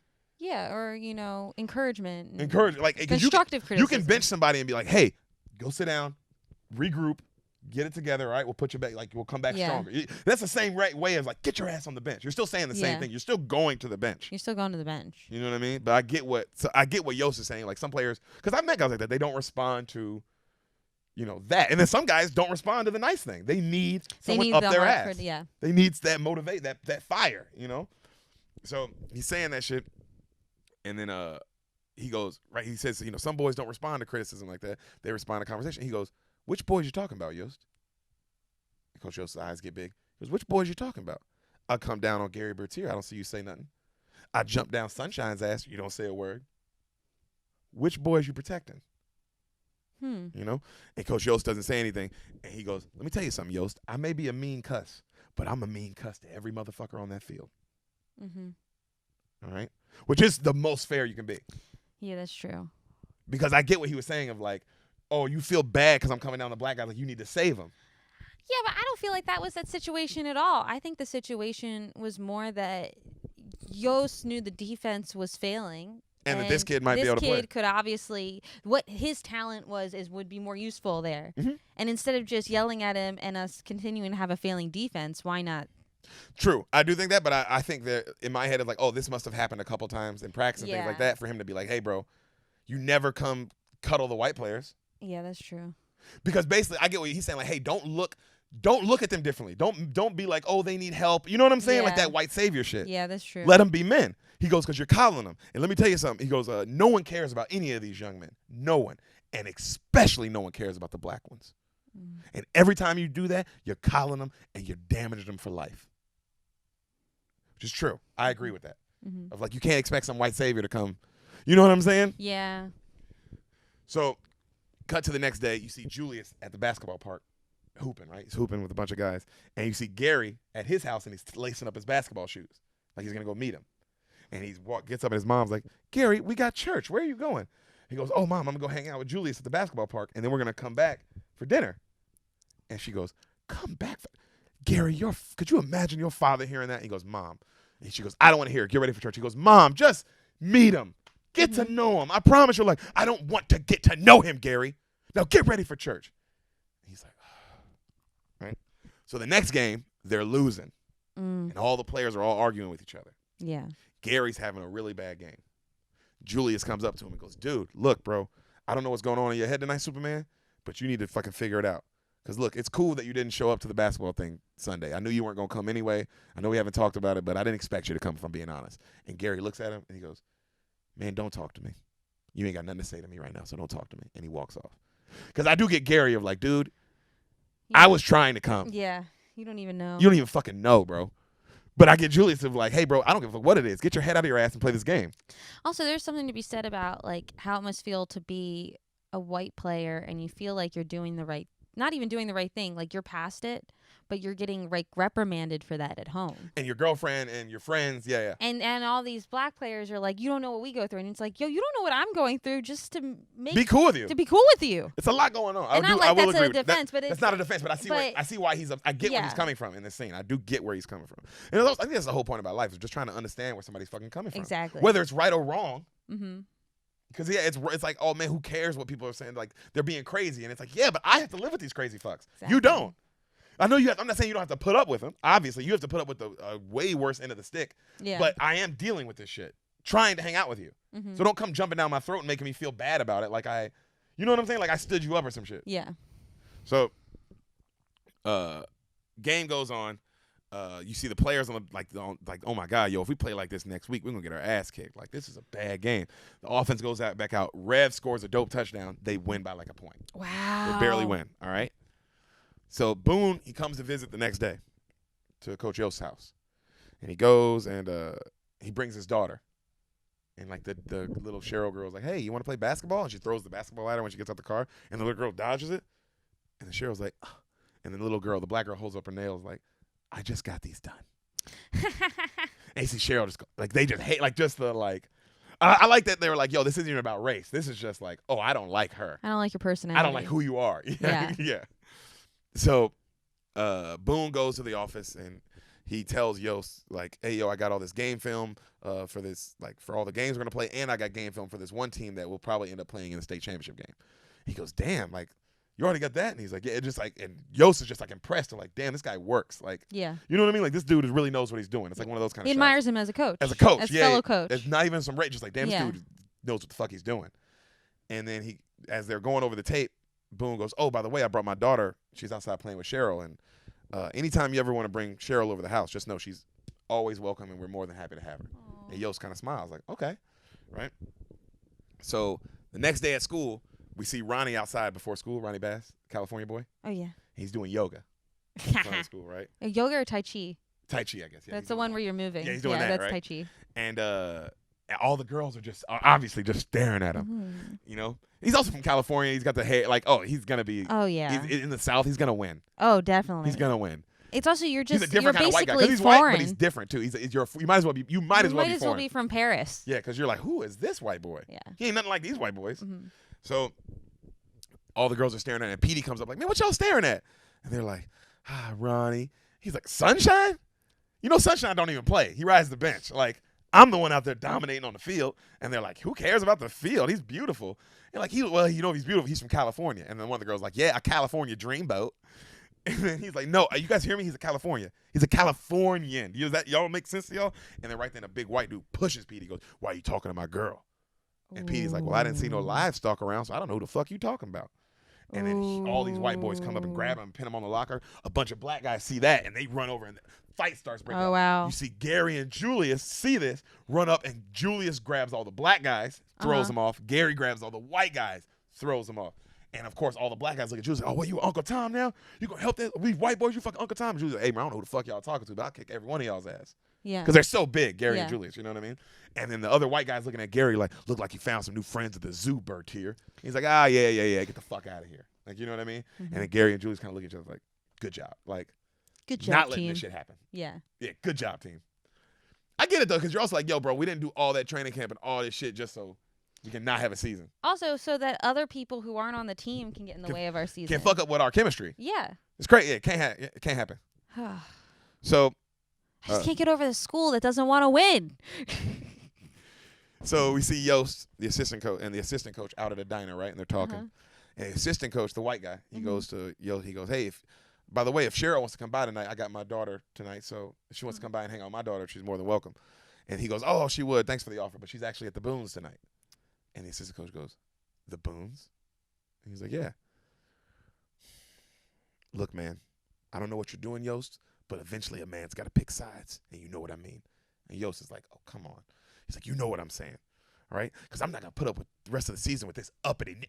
And he's like, yo, hey, man, look, if you want to go, you got to do what you got to do. But, like, I'm staying, you know? And he goes, after everything we've been through, Yost, that's how you going to talk to me? He's like, kind of looks at him like that, like, I don't know what you want me to say to you right now. Mm-hmm. And the coach goes, fine. And he gets up and he storms off, right? Cut back to the Boone's house. You see Coach Boone and Cheryl watching game tape. Right, and his other daughters are like playing with dolls behind him. All right, so they're watching game tape, and Cheryl's like, "Oh, look how weak our left side is." He's like, "Our left side is not weak. It's just we can get better on the left side." And she goes, "It's weak. This is wrong. This is wrong." He's like, "What do you mean?" He's like, "That's not even. That's great. How's that wrong?" You know, they're going back and forth. Yeah. And the wife goes, "Hey, you two been arguing all night. Stop it." And he's like, "Yeah, well you." And he goes, and the mom's like, he's like, "Well, it's her." Like Boone's like, "It's her." And he goes, "Cheryl, don't you want to go play with Nikki and play with some dolls?" And she's like, "No, I don't like playing with dolls." And Nikki's like, "I'm not playing, I'm accessorizing." Wow. And then Coach Boone's like, "Yeah, go accessorize." And she looks at him like, he's like, oh, okay, I'm not gonna. This has made me think about something. This situation with the two girls, one being a tomboy and one being a girly girl. I've never seen them make the black girl a tomboy. The black girl's the girly girl. No, I know. Have you ever seen in any movie a black Yes. tomboy girl. I mean, she was the lead of the movie, but so I do get what you're saying, like just like as a side role. But I'm thinking of the movie where the little girl's the quarterback with Ice Cube. She plays quarterback. I've never seen that. Yeah, but like she's like a tomboy kind of girl. Because it's like normally it's a girly girl, and I was like, do you feel like that's like some kind of weird? I don't know. I've just never seen that because you see plenty of like white girl tomboys. You do in movies, and I know they in real life. Yeah. There's black girl tomboys. 100%. I don't know. I guess I'd have to look more into that question because that's a good question. Because off the top of my head, I can't think of any. But then again, I'm like, I do like that they show these black girls in like a really cute, girly way. I like that. I don't even know. I like that, but I wonder if that's sort of like the only way they're shown. Because I'm trying to think of other movies where it's shown like that. Yeah. Because what are you thinking of that made you think that? Are you thinking of another movie? No, I was just thinking of this situation, and it just occurred to me that I'd never seen a black girl play a tomboy in a movie or in any situation. Normally, they're always very feminine. Oh, girls. and then I mean, obviously, the best example, Queen Latifah, and Set It Queen Off, Latifah, where she's a true. big that's dykey lesbian. That's a good point. Okay, I take that back. Amongst very pretty girly girls. Yeah, that's true. I'll take that back. Vivica and Jada. But that's a good question because I'm trying to think. Like I have to, it's making me think of it. But I feel like I don't know. I kind of like that they're portrayed like beautiful women because that's rare either. Where they let them be like I get classy, that. Yeah, really you get to be girl. A beautiful, classy girl, of course. But I just wondered, do you think it's like because there's not? I mean, before is there now, not as much tomboys? Or do you think it's just because of the number of no, not like in reality. Oh. Just do you think it's just the number of movies that you include a black girl in? Is it just they're not as because you're not getting casted in as many movies in general? I mean, nowadays, yes. I mean, it's still not the same. Not even close. Not even close. What are you talking about? Now but there's just comparatively, like a couple. Instead of it being one black friend, there's like a couple. Yeah, exactly. But we're not. I mean, Jingle Jangle is what I'm talking about. Jingle Jangle again was amazing. Talk about like totally throwing out the race book. It's the Black Panther of musicals. Not even that. It was just the cast. Yeah, the cast wise, 100%. Yeah. And how strong it is, 100%. But just the way that they took out all the racial norms in general and turned the book upside down. It's literally, I like it because it's not like there's no mention of black, white, anything in the whole movie, even though everyone's black. And there's no. It's like a Wizard of Oz world where like there's no mention of race. It's just there's lions and bears. It's just a world. Everyone's just black in it, but no one it doesn't mean anything. Everyone might as well. And be there's green. white people in it, but the white people only play the like side characters or characters who only have like one line. Which is like how black people usually are. And I thought that was really. But it's not like we're like, oh, look at these black people lines. It's like the movie is straight up on some Wizard of Oz. It's just like, oh, they're in a mystical or Lord of the Rings. It's just a mystical world. Anyone can it's not culturally like as a white kid, I wouldn't be like, oh, I don't understand this. No, it's like because it's just a world. It's just a like whole any different world. Yeah. Yeah, because it's like if a white kid was like, oh, I don't understand. It's like, oh, well, you understand Lord of the Rings. You understand like exactly. You can get the Star Wars world. Yeah. It's just a different world. That's all it is. They didn't ever mention the race thing, which was perfect. Perfect. But that's a good question. Sorry, I didn't mean to go down that rabbit hole. It's okay. You can go down whatever rabbit hole you want. You're a little rabbit. Yeah. So, Boone watches the he's watching the game tape with Cheryl. Mm-hmm. That happens, right? And then right then you hear, "Hey, Coach Coon!" and a brick comes through the window. All the little girls are like, Daddy, out! And they all run. They're all crying and shit. Boone's like, get in the bathroom. He goes and he gets his shotgun, comes out. Car speeds off. All right. That night, while that's going on, the team is calling a meeting in the gym. The whole team. They call a team meeting for themselves. Without the coaches. Okay. All right. And Blue was like, man, Coach Boone brought us this far, and we won a few games, but that ain't nothing, y'all. That ain't nothing. Because we're falling apart, and we ain't playing like nothing, and we ain't acting like nothing. And then Lastic is like, yeah, man, we got to play together. It's like, Rev, it's like you always tell me, even you grow tired and weary. And Rev is like, okay. And he was like, and we might not fail, but those who trust in the Lord will renew their strength. And Rev's like, go on, Louie, go on. And we will soar like eagles, y'all. And then Rev goes, like eagles, y'all, like eagles, y'all. He's like, that's what I'm talking about. And the whole team's trying to slap hands. And then, like, other than the Ray guy, he still won't. He's still not giving up that control. He won't do it. And everybody's like, do y'all want a victory? Yeah. Do you want a victory? Yeah. And they all get hype as shit. Mm-hmm. All right. Cut to the next day. Boone is talking to the news. And he's like, they're like, how do you feel about somebody throwing a brick through your window? What do you mean? He's like, we will not be intimidated. We will not be intimidated. And you can tell whoever threw this brick through my window, you know where I live. Come visit me. Ooh. Mm-hmm. Coach Yost gets mad at him as they're walking away. Now they're away from the conference and they're walking down the steps. And Coach Yost is like, hey, like, I don't think you need to be antagonizing people like that. I think you need to just maybe calm down and do your job and all that, right? And then Boone looks at him and goes, what is that for? He's like, I mean, last night was crazy, and if you're antagonizing these people, what else might happen? He goes, wait, you blame me for last night? Let me tell you something, Yost. I don't scratch my head unless it itches, and I don't dance unless I hear music. I will not be intimidated. And then Yost is like, I don't care what you do. When it involves the safety of my little girl, that's when it becomes my problem. That's what I was thinking too. And then I love Boone goes, hey, I'm sorry about what happened to your daughter, Yost. I really am. But now she got a taste of what my little girls go through every day. Welcome to my world, Yost. And he just walks away, and Yost is like, what are you going to say? It's like, hey, it wasn't like your daughter was the only one there. Your daughter's so special that she shouldn't have to go through that. Go through life? And like my daughters have to. Yeah, exactly. What you're saying. Exactly. You're saying like, oh, well, your daughters are black. That's what they go through. Yeah, and you shouldn't intimidate anymore because what if they bring me and my family into it? Yeah, and it's like, oh. So you're telling me to be less of a man, cower down to this shit, like they want. That's what they want. That's why that is what they want. Yeah. You know what I'm saying? And I love it because it is like, oh, you're just putting your own personal bullshit in it. It's like also you're saying that like it wasn't my family who was also there. My wife, my other 2 daughters. The fuck are you talking about, man? Yep. So they walk into the locker room, and right then before they go, all right, let's get ready for the game. And then Blue gets up, goes, Coach, if you don't mind, we've been talking. And we want to warm up a little different tonight. The coach is like, okay. So the game's packed, right? And they're playing against, like the announcer says how they're playing against some team, and the other team has an all-state nose guard who's like one of the best. Nose guard. That's a defensive guy who's right above the center. So you know there's a center, and there's a defensive lineman right against, like right. Okay. So you know the ball's like this, and then you see a hand like, you know what I mean? Yeah. That's a nose guard. All right, because you're on the nose. Okay. You know the ball. You're on the nose. So. Yeah. And he's like, you know, he's as nasty as all get out, right? And you see the Titans come out, and they all come out doing a dance number. Ooh, how you feel? Ooh, feel good. Ooh, how you feel? Ooh, feel good. And everybody's like, what the fuck? And they line up for stretches, and they go, 5, 6, 7, 8.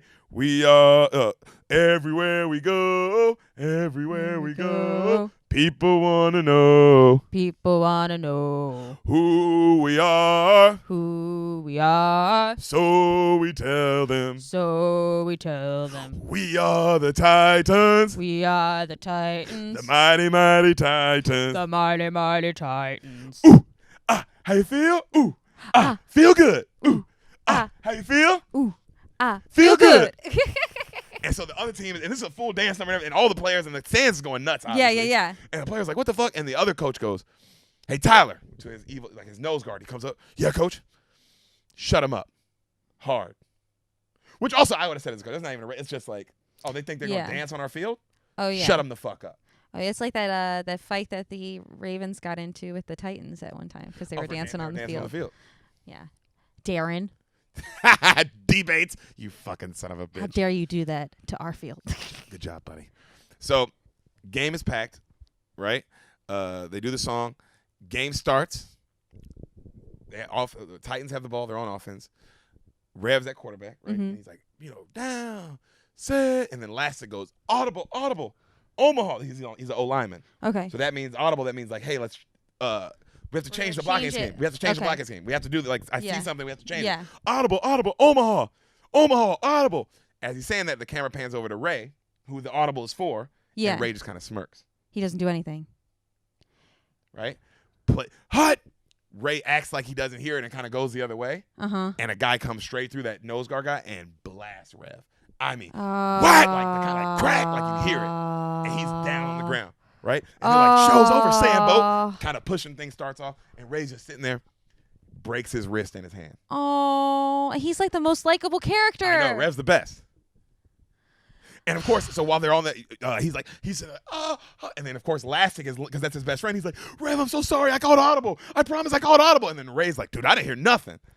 He's like, because he's not even like, he's like, I called it, I promise. Because this is his boy, obviously. So he's like, I promise I called it, And so they take him to the side, and Coach is like, damn. And they tell him that Coach Bone, he's out. Like, he's never going to throw a pass this season, at least. He'll be able to be back, but he won't be able to throw a pass. His wrist is completely broken. Damn. Oh, they're going to put in California Man. And so they go, Ronnie Bass, you're in. Coach, oh, my God, I can't make that pitch. You know I can't make that pitch, Coach. Son, look at me. I lost my mom and my dad in the same month when I was 12 years old. 12 years old, Ronnie. Same month. I had 11 brothers and sisters. Jesus. I was the youngest, but I had to step up. I had to do my part and take care of him. Your brothers out there need you now. Go. And he's like, yes, coach. And he runs out, right? And the other assistant coach is like, damn, you had 11 brothers and sisters? He's like, no, I had 8. He's like, yeah, 11 does sound better.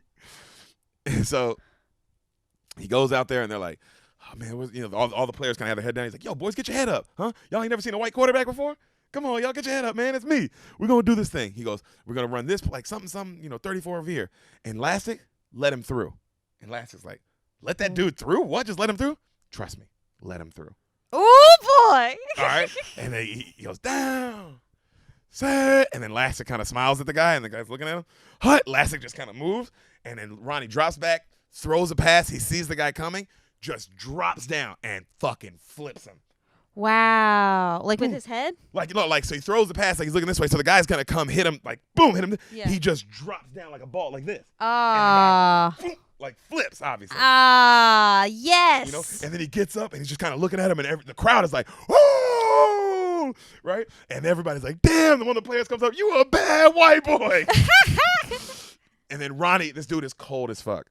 Yeah. He ends up having a game. Like, you just see him dominating, bro. Wow, good for him. Right? Dominating. I can't imagine being, you're like on the bench and playing it cool that whole time, and then you get this but moment you to can really ball. shine. Yeah. Yeah. That's cool. It's awesome. So he's dominating, and then at the end of the game, they win. They blow him out. The coach says, listen up. Game ball. Nobody else. Ronnie Bass. Everybody's like, yeah. And then Ronnie's like, hold up. Man, I can't accept this. I got to give it to the real king. Thanks for showing me how to do it, Rev. And he gives him the ball, and Rev's I'm gonna cry. right? Oh my gosh. So the team's celebrating. They're all cheering for Rev. And right then, Gary says, Coach, I need to talk to you. And he pulls Coach Boone aside. He said, what's up, son? Coach, I want Ray off the team. And Boone's like, Gary, you know my policy. If you come to play for me and you strap up and you do what I ask of you, I don't cut people. He said that earlier in the movie. Yeah. Like, hey, I will never cut a man who's like working hard and trying. Yeah. You know what I'm saying? That's Yeah. not what I do. And he goes, Coach, I know Ray missed that block on purpose. Sometimes you got to cut a man loose. And he looks at him. He goes, you're the team captain. Stand by your decision. I'll let you make it. Thank you, Coach. So everybody's going to leave, right? Everybody's celebrating. And Ray walks out of the locker room. He's like, yo, Gary's like, yo, Ray, I need to talk to you. He's like, yo, what up? You're out, man. What? You're off the team. You're not going to play for us no more. Oh, yeah, Jerry Lewis? What, Coach Kuhn tell you to say that, huh? He is your daddy. I'm sure you do anything he says. And he was like, no, man. This was my call. I had you cut, Ray. I know you missed that block on purpose.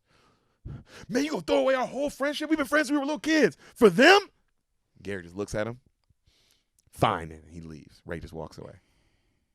Off the team. Great call, Gary. Great call. Also, though, take the race out of it. It's like, hey, bro, you hurt our starting quarterback.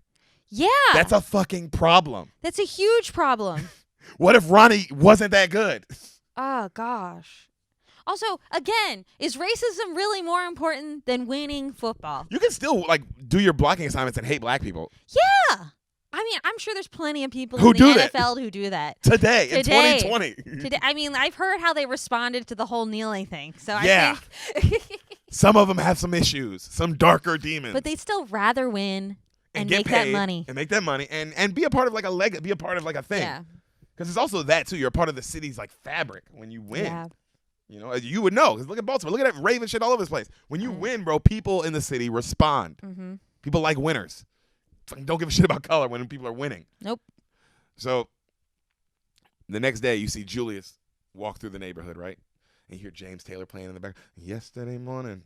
Knew you were gone. You hear that playing, right? And he's walking through this white neighborhood, and Julius is all dressed up, and he's looking for where Gary lives.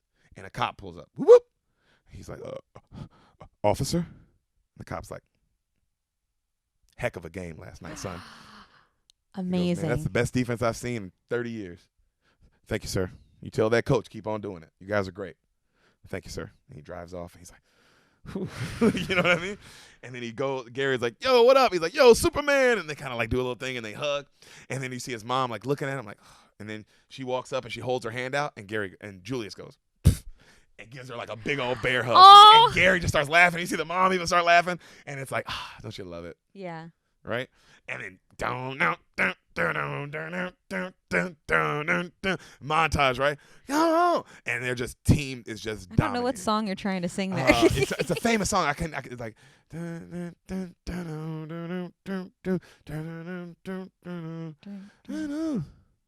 Then the whole okay was a bad man, you know. Oh yeah.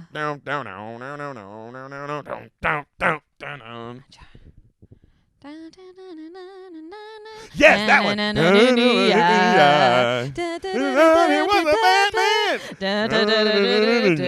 It's a great montage song, isn't it? Yeah, it's a good.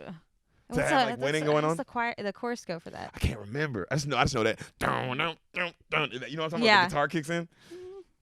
So teams winning, they go undefeated. They're like 9-0 now, right? Town is, of course, all over them. They're getting free food everywhere. Like, Nice. you know, at the radio, nothing but go Titans stuff. Like, I mean, which is what happens in a city like that, small city when you're winning like that. Winning. Huge, the biggest thing It's the most important thing. by far. We see Yost being inducted as one of the nominees for the Hall of Fame, High School Hall of Fame. He's at like a big fancy dinner, right? The people inducting him pull him off to the side and go, Coach, don't you worry. It's all over. And Yost is like, what are you talking about?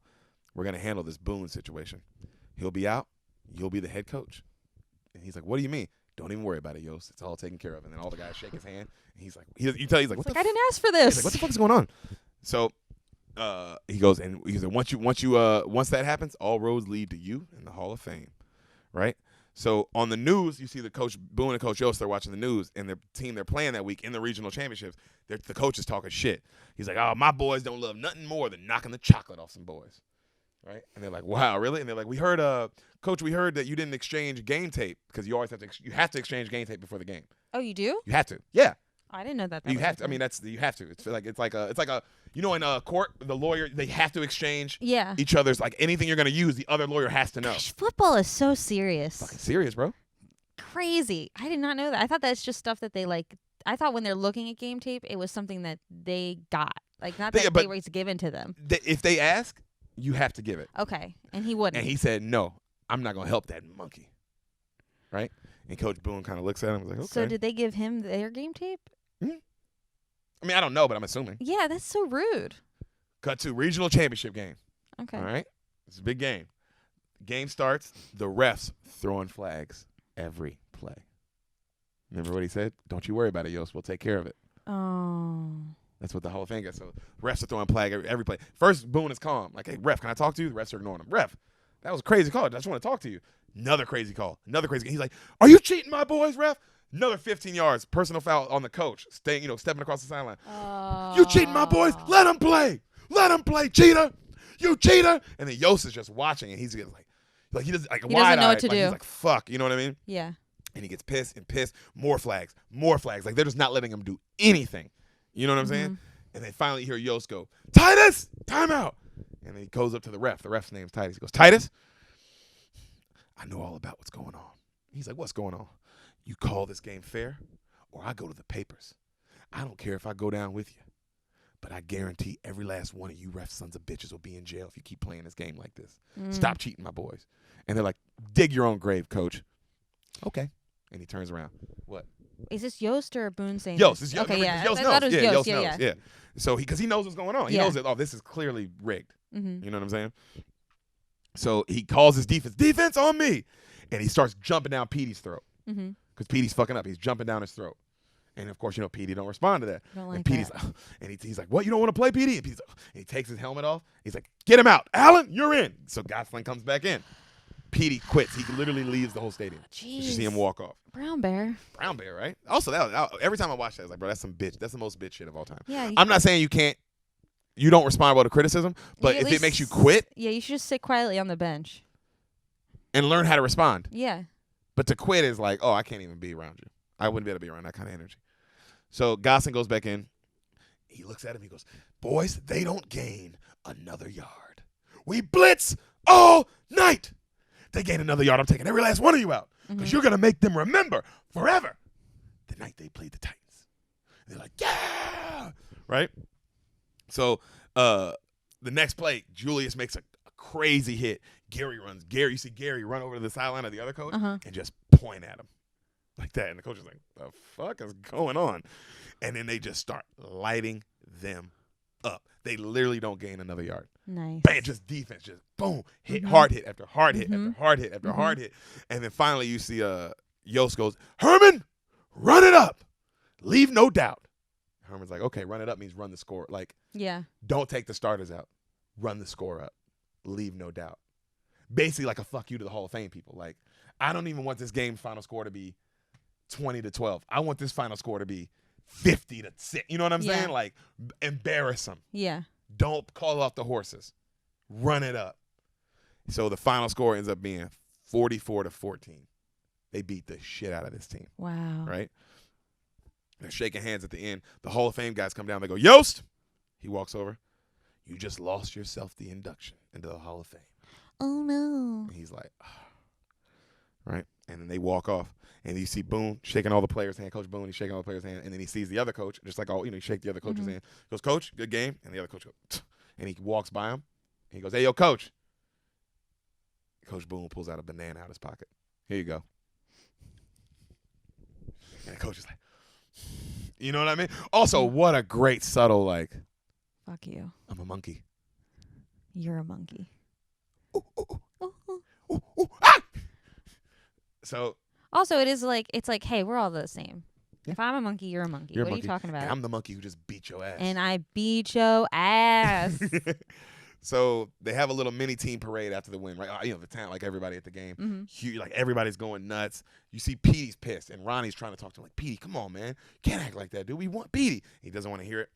So you see Gary go, Julius, come here. And Julius like, yo, what's up? He goes, man, let's get out of here. Let's go have some fun. He's like, dude, I got to hang with my girl tonight. He's like, what? Julius like, dude, I got to hang with my girl. Come on, player. He's like, oh, it's all good. It's all good. Right? And then he goes, and then right then he leaves. And then right then Gary's ex-girlfriend, the Emma girl, comes up. Oh, they Julius walks off. Yeah, remember you'd assume at this point. Yeah, I guess so. That makes sense. And he comes up and she goes, Gary, I want to apologize. Ooh. I think I was the one who had the priorities wrong. And it might take me a little longer than you to understand really what's going on, but I will try, I promise. And he's like, thanks, Emma. And she kisses him on the cheek and then she leaves, right? So you see Yost at home talking to his daughter. She's bawling like a baby, Cheryl. And then he goes, I know, honey, I'm sorry. She's like, I wanted the Hall of Fame so bad, Daddy. Aww. And he's like, I know you did, sweetie. I know. Bunch of rednecks. That's what they are. Just a bunch of rednecks that don't understand nothing. He's like, they are, baby. I know. I love that it's him consoling her. I love her character. Oh, she's great. She's so cute. So cute. So, right then you see Boone get home. And when he gets home, his daughter and his family run out, and they're so happy. They're like, Daddy! And then when he gets out the car, the entire white neighborhood all come out their house. Coach Boone! Yeah, Coach Boone! Coach Boone, we love you! We love you, Coach Boone! You did it! We're going to state! And he's kind of looking around like, what? And even his wife is like, I'll be damned. And the daughter goes, Daddy, we cleared off the whole kitchen and did all our chores just so you can have to cook dinner so that you can go straight to work and get ready for state. He goes, oh, you did? He goes, yep. He goes, well, guess what? I already did my work. And we're going to win state anyway. Ain't that right, baby? She's like, yep, we're going to win state. Yep. And he holds her up. We're going to win. And they go running around the neighborhood as everybody's like, yeah, So they're all cheering. I've seen fire and I've seen rain. That's what's playing in the background the whole time. I've seen sunny days that often never end. I've seen lonely times and I would not find a friend. But I always thought that I'd see you again. So as that's happening, that's really cute. Now we hear that song playing. I know, and we see Gary. He's driving through the crowd, and everybody's like, "Yeah, Gary!" And Gary's like, "You, baby!" They're like, "No, you, Gary!" And then he kind of speeds up past them, and then he looks to his left. Dump truck, boom! Whoa! Song stops. No sound, silent. Everybody, of course, the whole parade. Gary! Everybody surrounds his car. Cut to later that night. Julius, because he was with his girl, he's running in the hospital. Where is he? And he sees his whole team and the whole coach, and everybody's got their heads down. Everybody's crying. He's like, what's going on? And then Boone sees him. He's like, Julius, come here, son. Is he all right? How is he, coach? Is he all right? It's not good, okay? It's not good. What do you mean? How's he doing? How bad? Tell me. He's paralyzed from the waist down, son. Don't you say that to me, coach. Don't you say that to me, coach. And he's bawling. And then he goes up to Gary's mom, who's just crying. And he's like, I'm so sorry, Miss Bertier. And she's like, hey, Julius, he only wants to see you. He said he wants to see you before anybody else. So don't you go in there crying, all right? them tears ain't gonna make my boy walk again. So you be tough. Yes, ma'am. Yes, ma'am. And he walks in, and then you see he walks in, and then the nurse is like, oh, excuse me, son, only family allowed in here. You got to be kin. And then you see Gary all fucked up. He's like, Alice, don't you recognize that? Look at him. That's my brother. And then Julia smiles, and then he holds up the Black Power thing with his hand. Oh. Right? And she's like, okay, he can stay. So he walks up to him, and he's like, man, I'm so sorry, dog. I'm so sorry. And Gary's like, he's like, I should have been there with you, bro. He's like, what you mean? So you can be in this bed right next to me? I'm glad you weren't there. You know what I'm saying? And he's like, man, you can't be hurt, bro. You're Superman, you know? And he's like, you know, Julius, he's got the tubes. He's like, I was afraid of you, bro. When we met, I was so afraid of you. And now I realize I was literally just afraid of my brother. I was hating my own brother, right? And then Julius goes, man, you know, I tell you what, when this is all over, me and you going to live in the same neighborhood, and we going to raise kids, and we going to get fat, and then Gary just starts, boom, like it hits him. Like what he's, you know what I mean? Just crying, right? Crying. You know what I'm saying? And he goes, and Gary goes, stop, man. Left side. And then he was like, strong side, right? And then I told you you're going to cry. And so, boom, the next day he sees Yost. It's the next day. And he says how Boone was like, yo, so we're going to do this. We're going to do this. This is how we're going to continue with things. We're going to replace Gary with this person. You know what I mean? And then, you know, he's like, yo, man, I think we should, like, take some time and, like, figure it out. And Coach Boone was like, hey. Coach Boone was like, hey, I'm hurting just like you. I am, Yost. I promise you. But this season ain't over. And we did not come this far to lose now. And he's like, hey, man, it's not all about winning and losing, Boone. It's not. Sometimes it's bigger than that. Coach Boone goes, Yost, I'm a winner. I'm going to win. Like, I feel him, too, of like, dude, I'm not saying this ain't bad, but I'm saying also, I mean, I win. And it's like, how would Gary feel if they lost without him, you know? Bring it home for him. Bring it home for Gary. Yeah. It would be awful to, you know, think, oh, I wasn't there to make it happen. It's the worst. And now you feel like, oh, it's my fault. Like, I cost us the championship because I got hurt. Exactly. It's like they have to win. Yep. They got to win. So, Boone, that night, he's feeling terrible, obviously. And he's sitting there, and his wife comes up, and she's consoling him. He goes, I don't know, honey. Maybe Yost is right. Maybe I was pushing him too hard. This is all my fault. And then she's like, honey, Gary got in an accident. And life is not fair, and it's hard for no reason at all. But this world could use a lot more Herman Boones around here. He's like, thanks, honey. So the next day in the hospital, they're all visiting Gary. And Cheryl comes up, little girl. She's bawling. She's like, I got this for you. He's like, hey, I need you to be my eyes out there. Can you do that? If any of these guys start slacking, you better get right on them. And she's like, I will, I promise. And then he tells Coach, he's like, Yost, so I was watching the Marshall game tape, and I think that we could do this, and if we, you know, maybe, you know, kind of, you know, line up on the strong side and do this. And then Coach Yost is like, hey, Gary, I don't think this is a time to talk football. I think this is a time for reflection, for prayer, for friendship, for community. And then he goes, Coach, I'm paralyzed. I'm not dead. Yeah. And I, you know, like, hey, bro, we're going to talk football. What the fuck, you know? And he goes, you're right. You're not dead. That's my fault. He goes, Coach, you know, also I've been reading up about wheelchair stuff. And, you know, they have an Olympics for people in wheelchairs. Maybe that's something I can get into. And Coach is like, maybe. You know? Okay, baby. I told you, it's messing her up, guys. It's so much. She's crying her eyes out. I love perseverance. So the championship game is here. All right? The team heads the team heads out to the field. He's like, let's go win this game, boys. The whole team heads out. Mm-hmm. You see Lastic staying in the locker room. He's just bawling, crying. Coach Boone's like, you okay, son? What's going on? He goes, Coach, I'm eligible. And he hugs him, and he's just bear hugging him. And Coach Boone's like, okay, you know I'm married, though, son, so I'm sorry to turn you down. He goes, Coach, I got a C+ average. Thank you. I'm going to college. And he's like, and he picks him up, and he's like, I'm happy for you, buddy. That's what's up, right? So they all run out to the field. Petey comes back out with his uniform on. And he comes up to Coach Yost. He says, Coach, I'm so sorry I quit on the team, but I'm here. I want to play for the championship game. I want to win a state. Like, I want to help.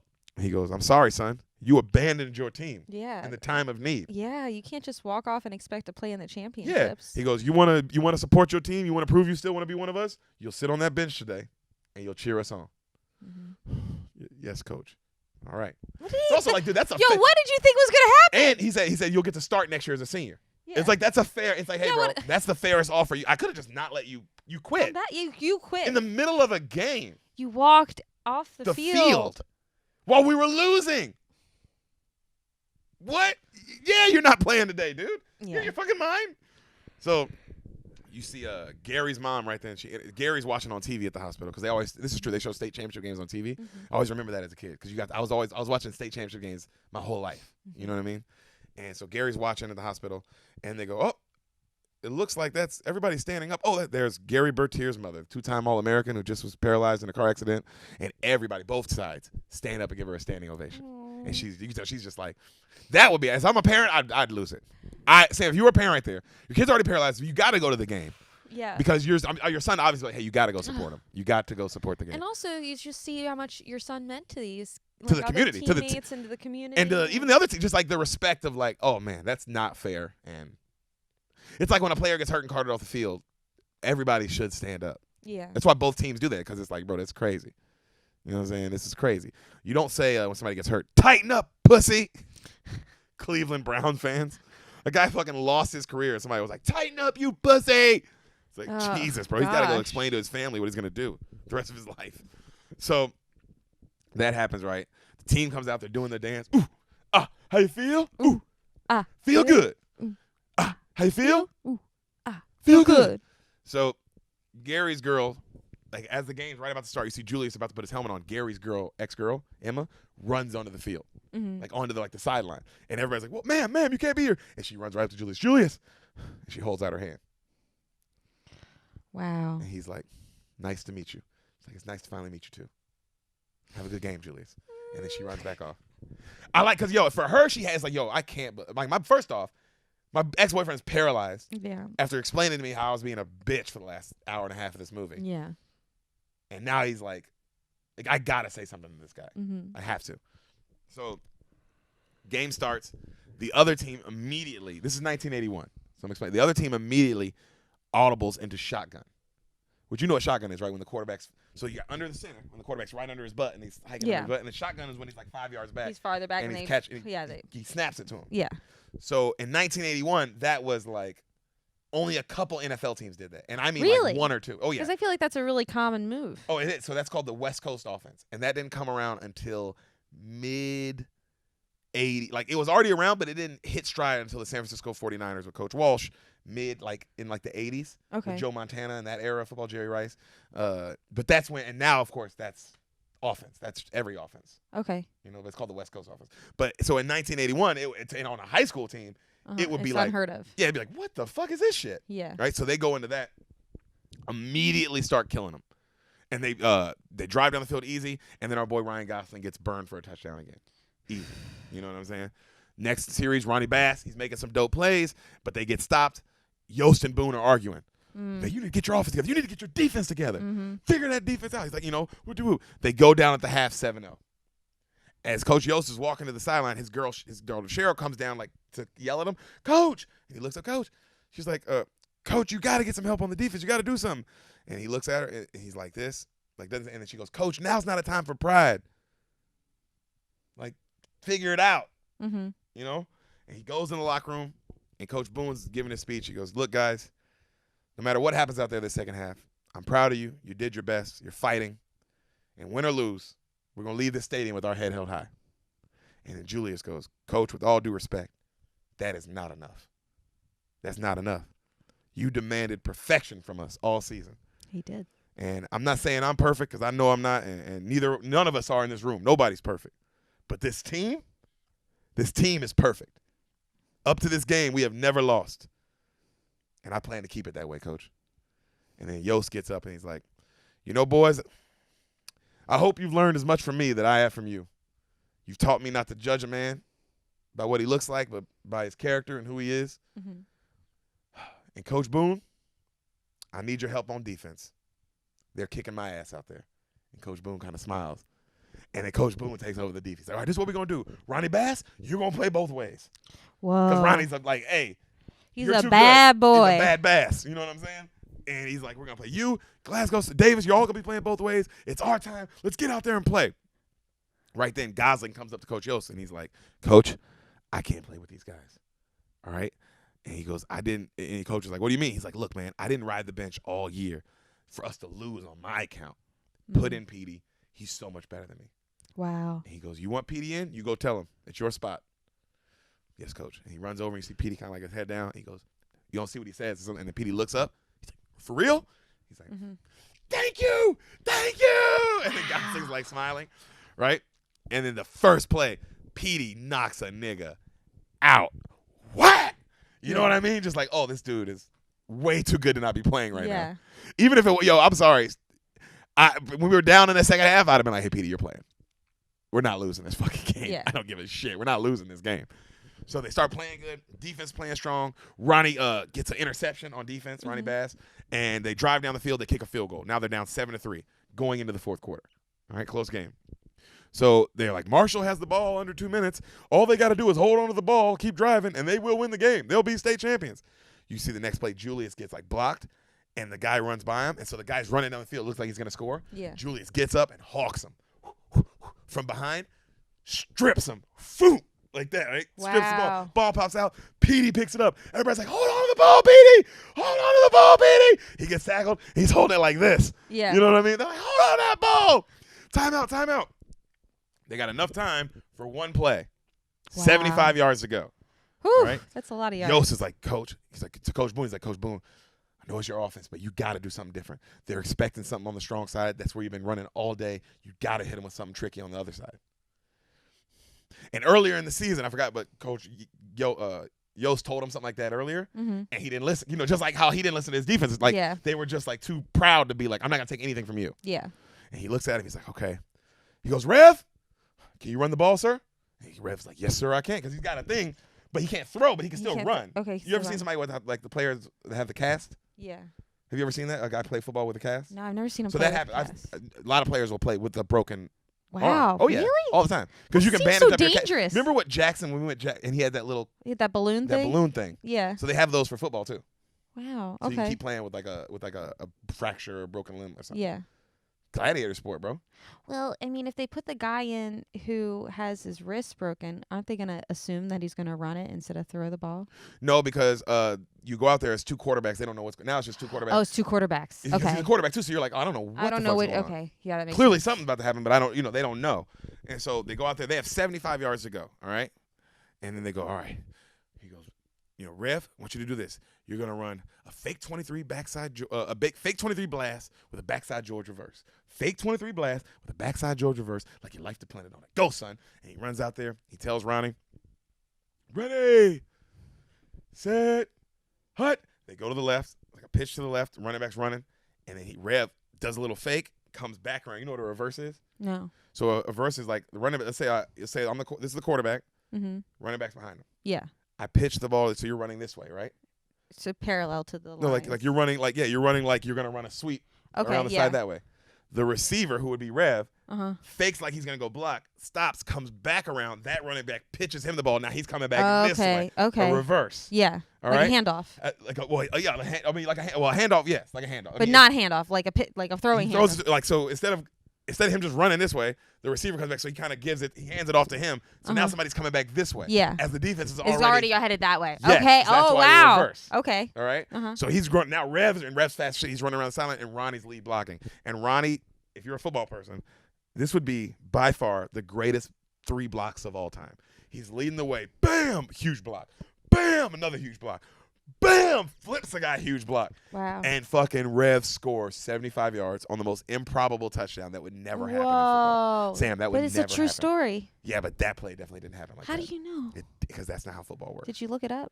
I don't have to. That's one of those things, Sam. 75 yards on a reverse. I wish there was anyone else any football players who were like, yeah, that's never happening. Sam, that's on the last play of the game. Never, ever. You have to throw the ball. Yeah. It's really far. It's too far.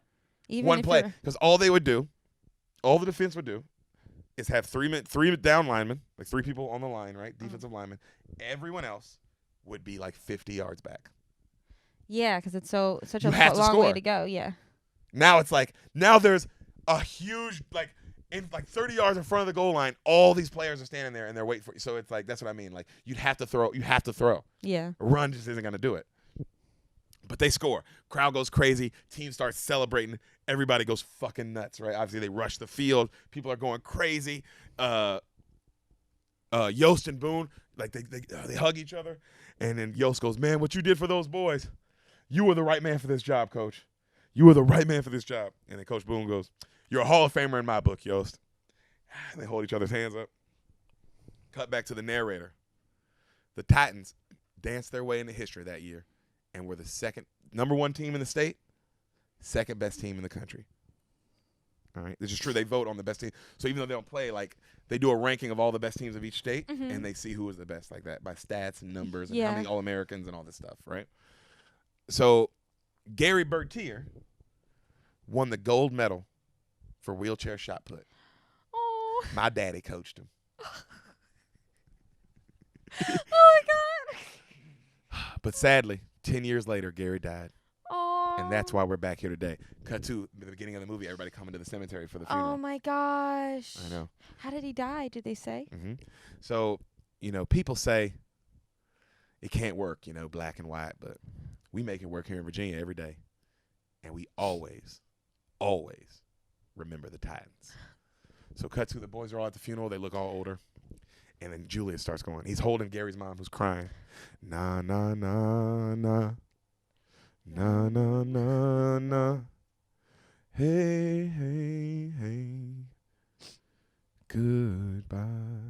And then all the players walk by and touch the casket as they sing it. You see, right then it fades to black.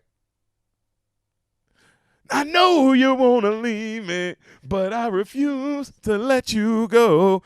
Herman Boone coached for the team for 5 more years. He retired living in Alexandria. Yost assisted Herman for those 4 years, and he retired in 1990. They are still great friends to this day. I remember the day one of them died. I don't remember which one, but it was all over the news and sports, Center, all over all the news articles and stuff. Yeah. And the other one was there and talking, and they were been best friends ever since.